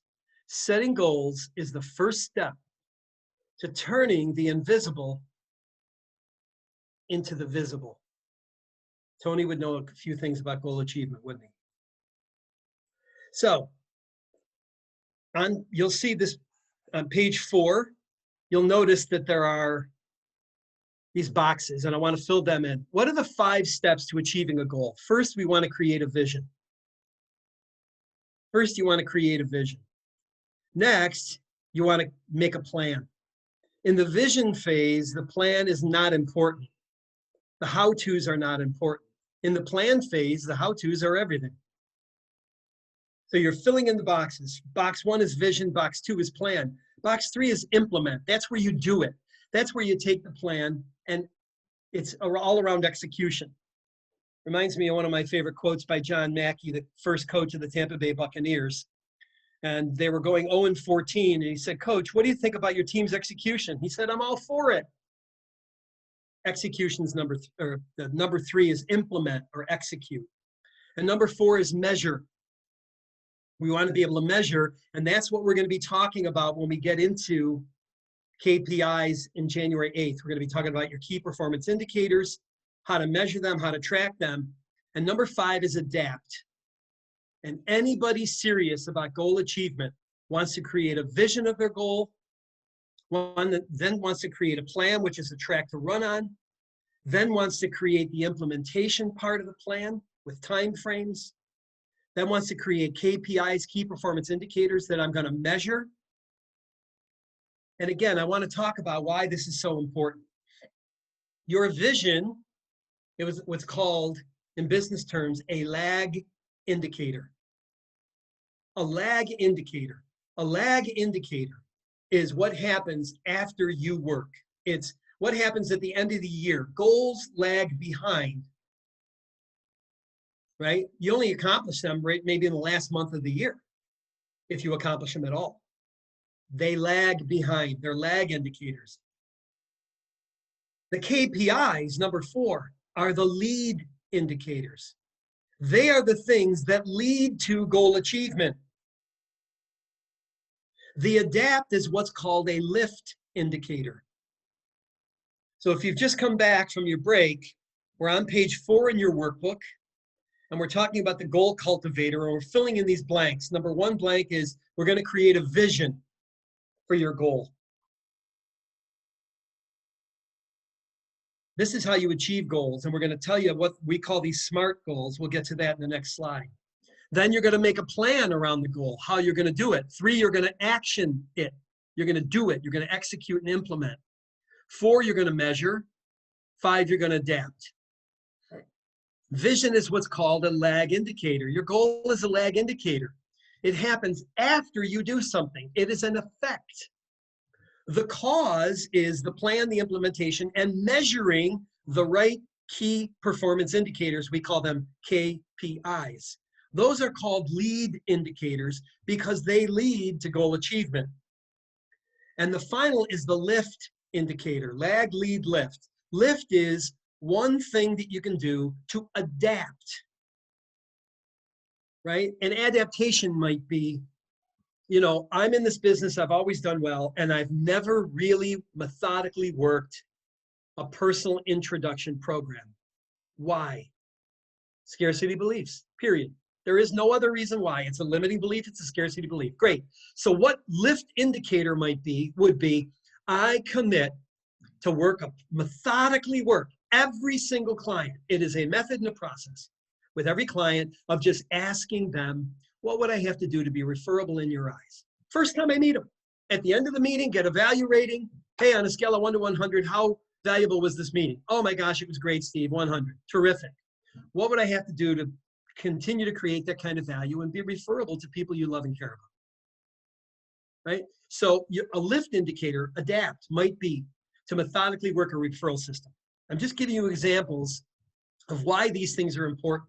Today, we're creating a vision and setting the goal. When we come back on January 8th, we're going to have really clearly a plan, an implementation, and a way to measure it.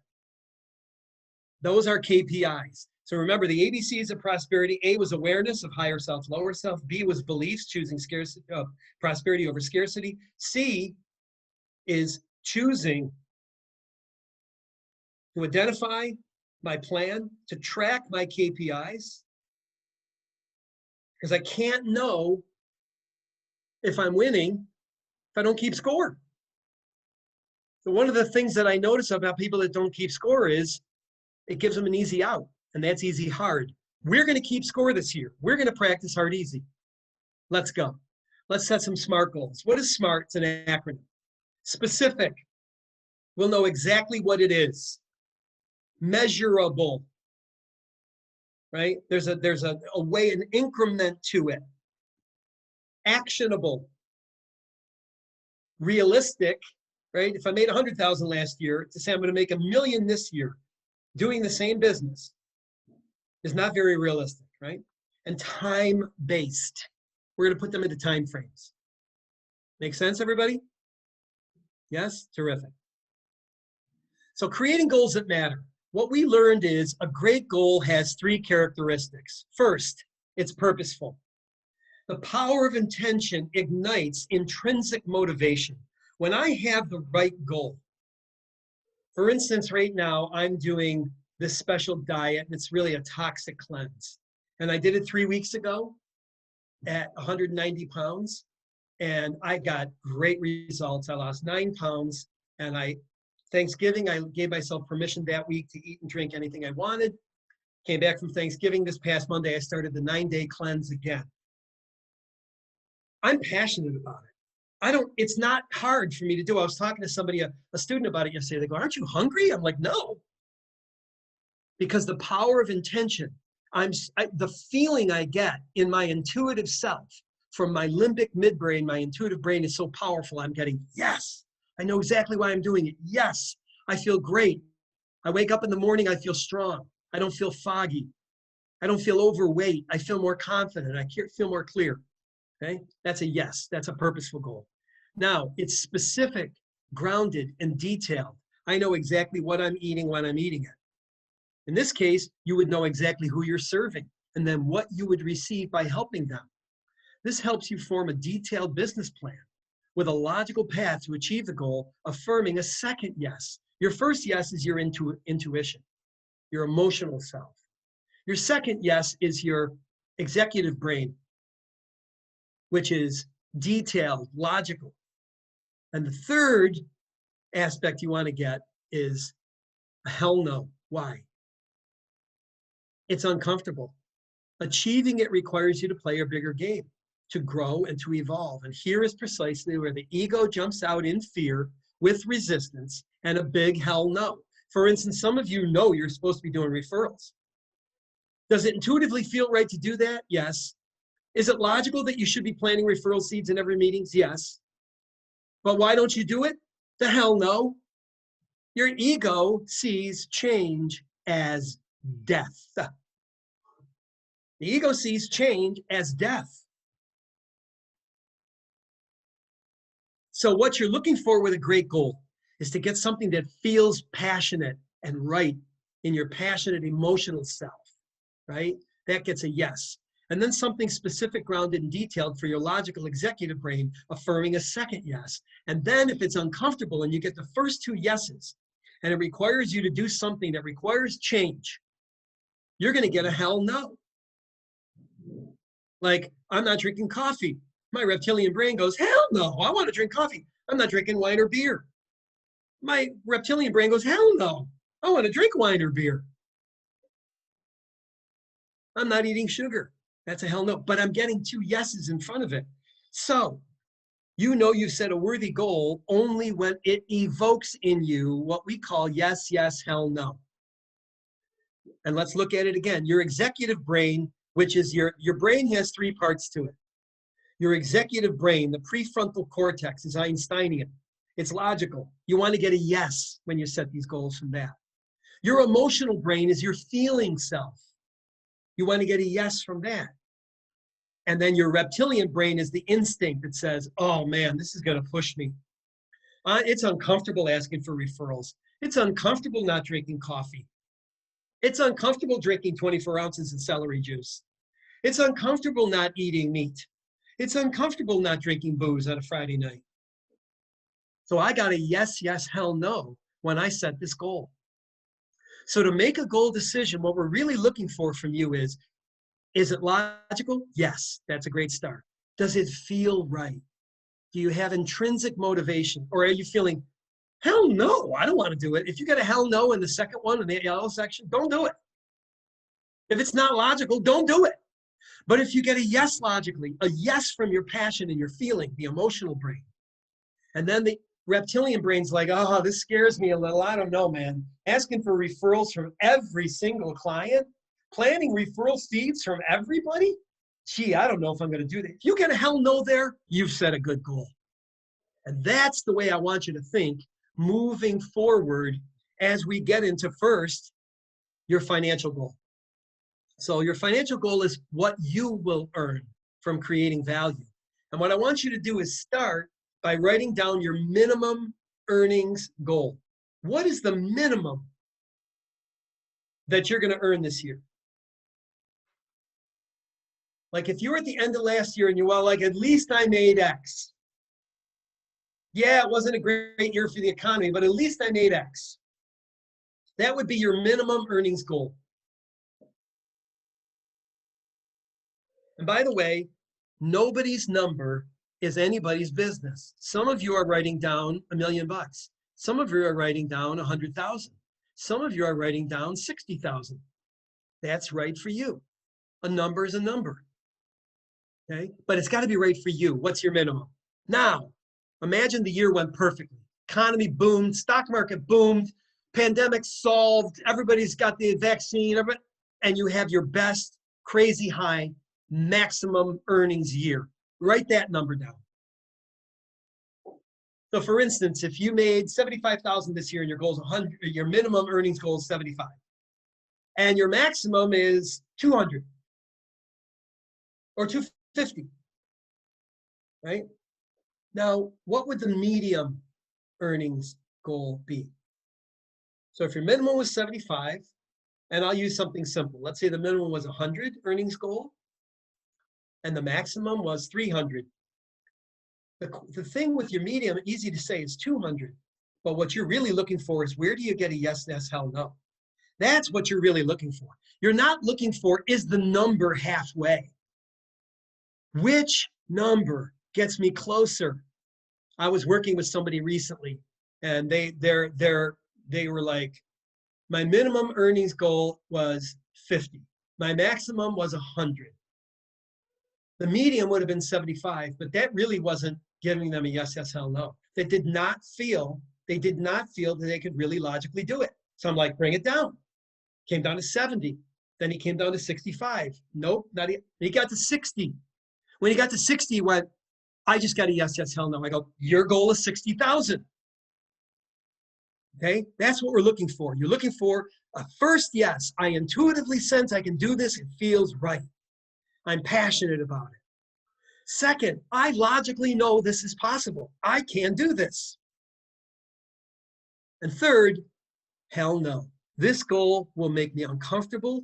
It'll force me to face my resistance. It'll make me grow, but still take powerful action. That's what we're looking for. Let's go to work. Turn the page. You're now on page 5. You're in your finance goal. You want to write down your total income goal. You've got that number. Write it down.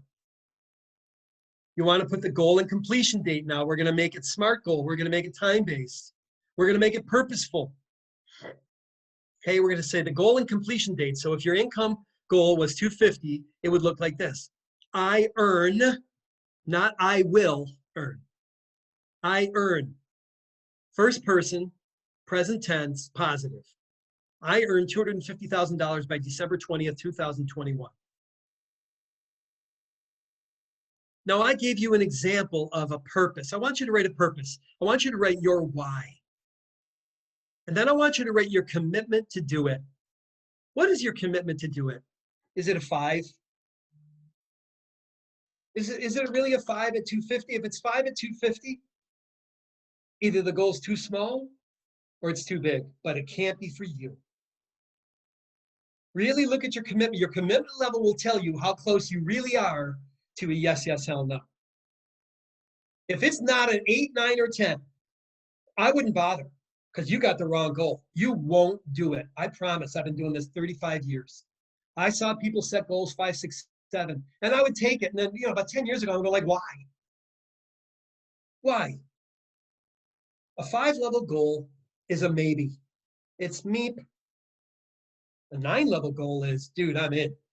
The 10 is, I'm all in. You don't have a 9, 8, 9, or 10 in your commitment, you do not have the right goal. I want to talk about how much you're going to save this year. So it would look like this. It might look like this. I save a minimum of $35,000 in cash and another $12,000 in cash value life insurance as of 12/31/21. Why would you do that? To build more personal wealth and to establish congruence between what I teach and what I do. Now, I'm only using life insurance as an example, but I want you to save more money this year. Now, I know some of you had a great savings year and some of you didn't. We have a lesson that we teach in Soul Purpose Institute at Mission Driven Advisor Year 2. And it shows you 5 buckets that every incoming dollar should go into by percentages. It's a really important thing. And there's a long-term save to spend bucket.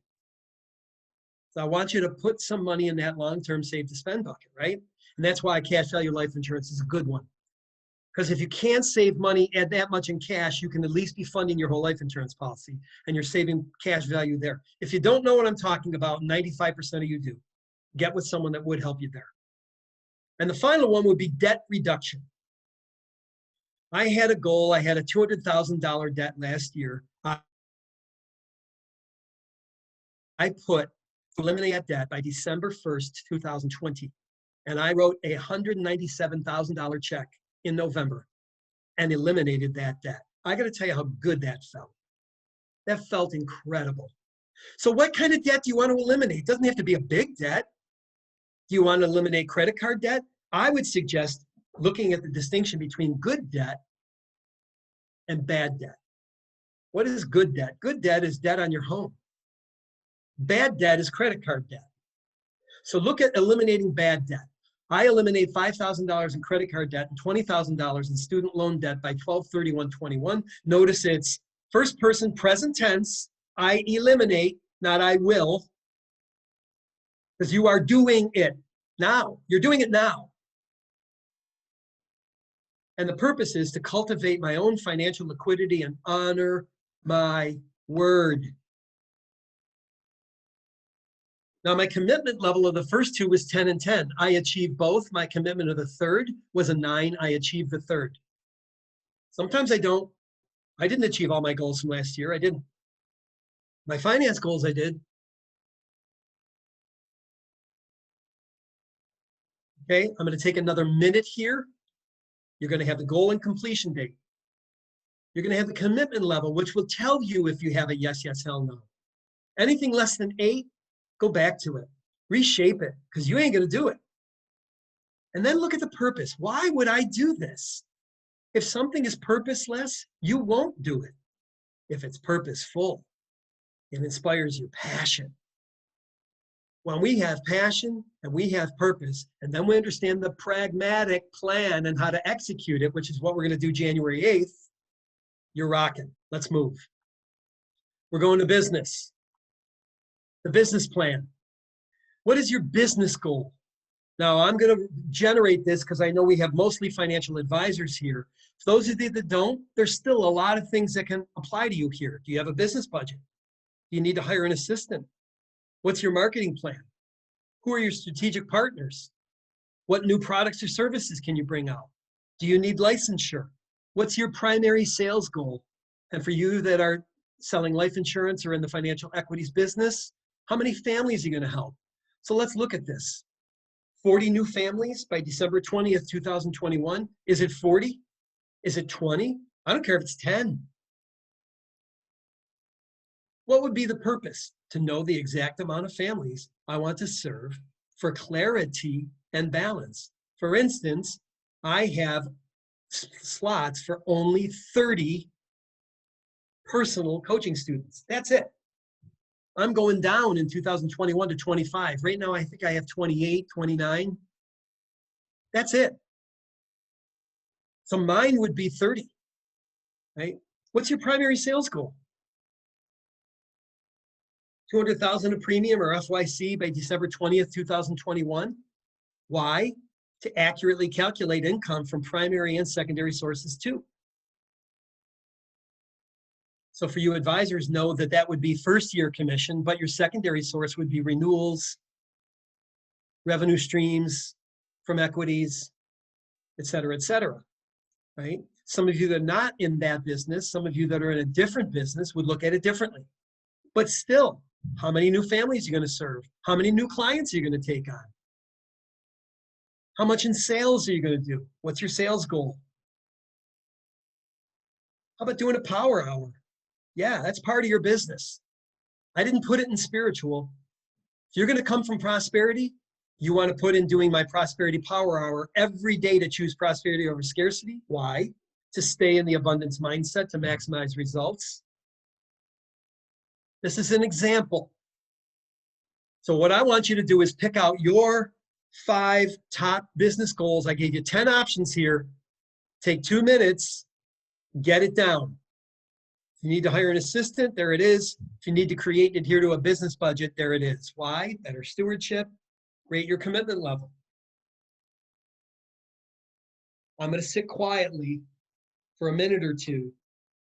You're going to look at the 10. You're going to choose 5. You're going to write them in there. If you want to choose more, circle them, come back to it. We're looking for 80% solution. You only want to get this 80% right. You get your goals 80% right now, you're at 99% ahead of your competition. You're ahead of 99% of your competition.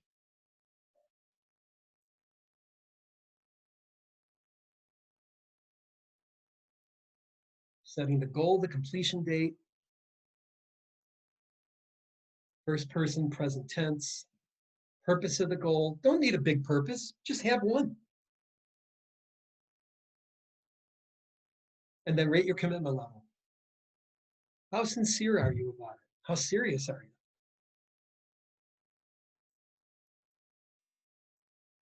And you're really not serious, write that down. You may say, hire an assistant, 5. Well, that should be a goal for June 1st of next year then. It's not that important. Be honest with yourself. I don't care what the number is on the commitment level. I do care that you're honest with yourself. To thine own self be true, right? Tell yourself the truth. I'm going to take another minute.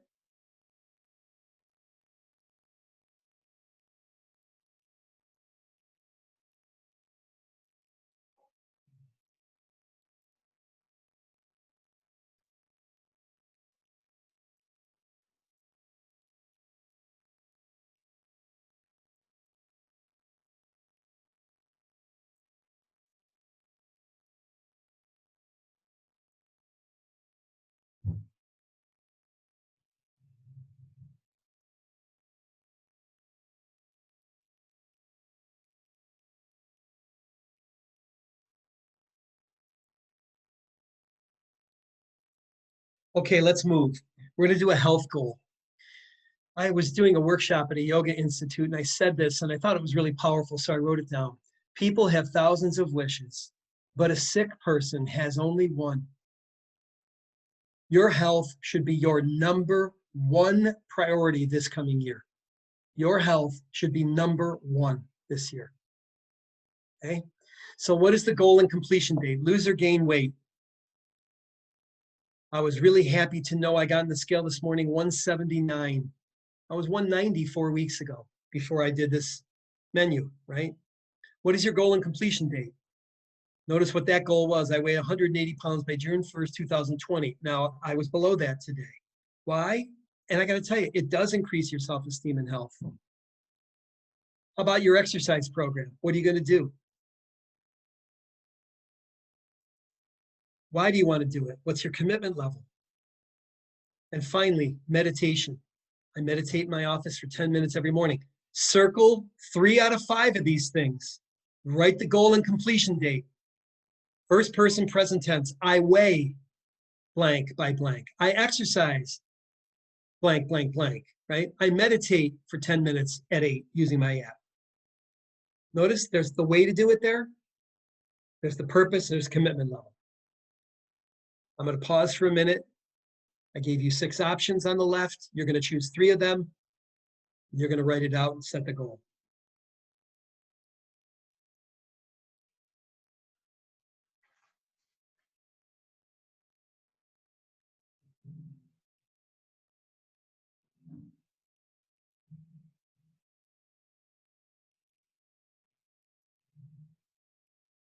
And remember, yes, yes, hell no. If you're not getting a pushback on these goals, you're not getting a hell no.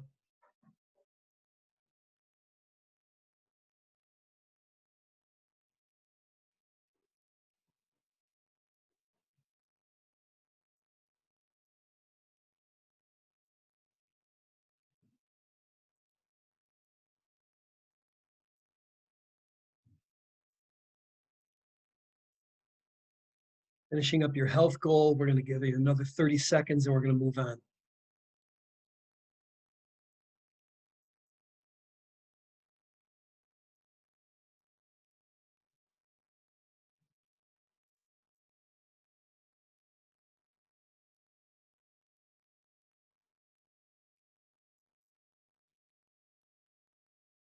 Okay, let's go to our relationship goal. Relationship goal. And notice what this talks about. This is a really important one too. Family, personal, business, family. What do you want to do for your spouse, your partner, your kids, your siblings? Anything? What do you want to do personal for your friends, your mentors, your neighbors, your students? How about time in nature, your relationship with the natural world? How about business? How about the relationship with your mentors, your staff, your partners, your clients, your colleagues? So let's set a goal there. What can you do for your partner or your spouse or your kids or your sibling? Anything? You want to cultivate a deeper connection? Maybe there's nothing you want to do. Go to the next one. How about your friends or neighbors? How about having a social distancing party with your neighbors or something? How about cultivating a deeper relationship with nature? If that doesn't float your boat, what about relationships in business with your mentors, your colleagues, your staff, your partners, your clients? Relationship is everything. We live in relationship, almost like one relationship, and I'm seeking for you to make it a love relationship. So another might be, on their birthday, I take a day to spend it fully with each child in the way they choose. And I used to do that till my kids were 21. I commit to participate in my neighborhood picnic. I spend every Friday or Saturday with my spouse doing whatever we decide together. Why? To give and receive attention, appreciation, and affection, and keep my marriage strong. Let's have a relationship goal. What can you do for your spouse? Especially if it's been a long-term relationship where it's easy to let each other blend into the couch, That's especially important. I'm going to take another minute here.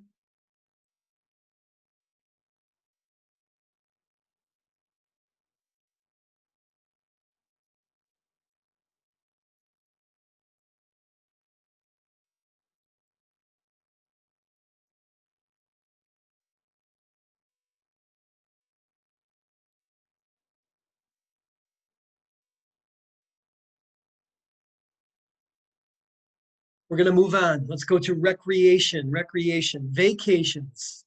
Not high on people's priority list right now, but we're going to get by this thing together. I want you to take vacations. Where you plan on going? If you got a delayed one this year, set it up for next year. Staycations, a stay-at-home vacation. First couple of weeks in July is a great time to do a staycation. Last 2 weeks in December, great time to do a staycation. I do it every year. What kind of trip do you want to take? A sporting event. Jenna and I talked about going to a Super Bowl in the next couple of years, right? She's going to call me on that one because I'm talking about it. Reunions, family reunions. Unfortunately, we had scheduled one this year and it got canceled in July because of the pandemic. We're going to try to reschedule it. Special events, bat mitzvah, bar mitzvah, wedding. And ideally, how many number of weeks off? And what I would like you to do is I want you to work a maximum of 45 and a minimum of 40. So again, you're going to circle 3 things here. A vacation, a staycation, a sporting event. And then number of weeks off, I want you to make sure you pick how many weeks off. I want you to work a maximum. We have 52 weeks in a year. I want you to work a minimum of 40 weeks if you're a full-time worker. And I want you to work a maximum of 45. No more than 7 weeks. Right? So the ideal number of weeks off for the 45er would be 7. If you're working 40, the ideal number of weeks off is 12. And definitely have some staycations, folks. Self-care is important. Now, I know that sounds crazy during the pandemic time and you've been home a lot. But I want you to make sure you are having a recreation goal. Again, I take 1 week off of R&R every quarter in 2021 to rejuvenate, create commitment level. I take the last 2 weeks in December for a much needed staycation to rest with family over holidays. I plan for and fully organize a family reunion by January 21st, 2021 to take place in summer 2021. And that would be to replace the one that we didn't do in July of last year. Let's take another 30 seconds.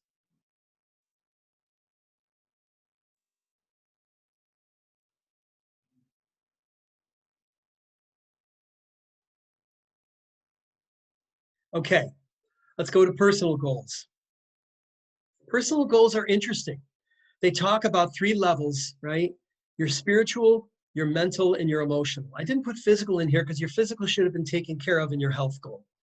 But I want you to focus on what are you doing to increase your spiritual, your soul connection to your higher power, whatever that is to you. What are you doing to feed knowledge in your mind? Reading. Can you commit to read a book a month? What are you doing to raise your emotional intelligence, which is a key buzzword in business today? Developing a growth mindset, right? And you see, I do a daily morning devotional. I've done it pretty much every day for 30 years. This case says I'm involved in a coaching program that improves my thinking, behaviors, and skills, which I do, join coaching programs from some of my mentors.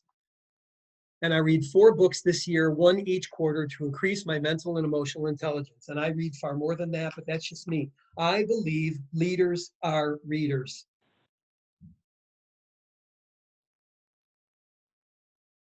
So again, goal, purpose, commitment level.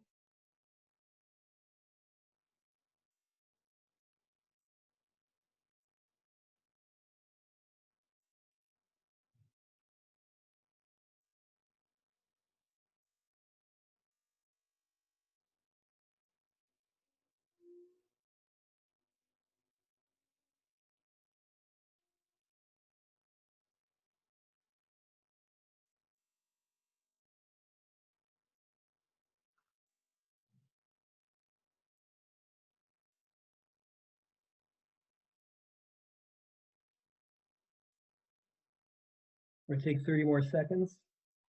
And I know I'm going fast. We're just looking for me giving you the format because this is going to be your homework. Your first homework was to redo the prosperity mindset metric and look at your 3 lowest scores. Your second piece of homework is to revisit this for a half hour tomorrow or Sunday. Some of you, Shabbat is tomorrow, don't do it tomorrow. But for some of you, Sabbath is Sunday. Do it on your free day. Come back to your goals, give it a little more time. I whack at my goals 3 or 4 times. I really want to be specific, measurable, actionable, realistic, and time-based. I set SMART goals, so will you. Let's go to our charity goals. What's the goal and completion date? Are you tithing? Are you doing any community service? Are you mentoring? What are you doing around the neighborhood? How are you serving at church, temple, or mosque? So for some people, it might look like this. I tithe 10% of my weekly income to my church every Sunday in 2021. To align with the biblical principle of sowing and reaping, my commitment is 10. Another might say, I joined the Big Brother program to mentor a young person by March 31st, 2021. Another might be, I donate $100 a month to the Wounded Warrior program, starting 1/4/21. What are your charity goals? Now, many of you are already givers, I know that. Just write it down here. Are you going to continue?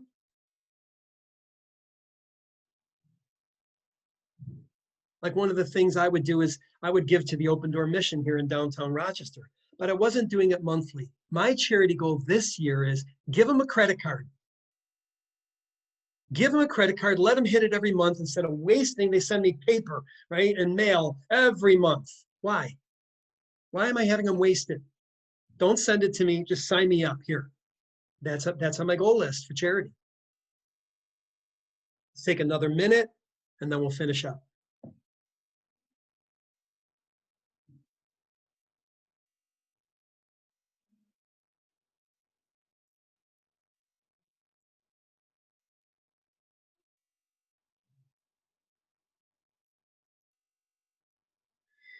So, all right, you've got some homework.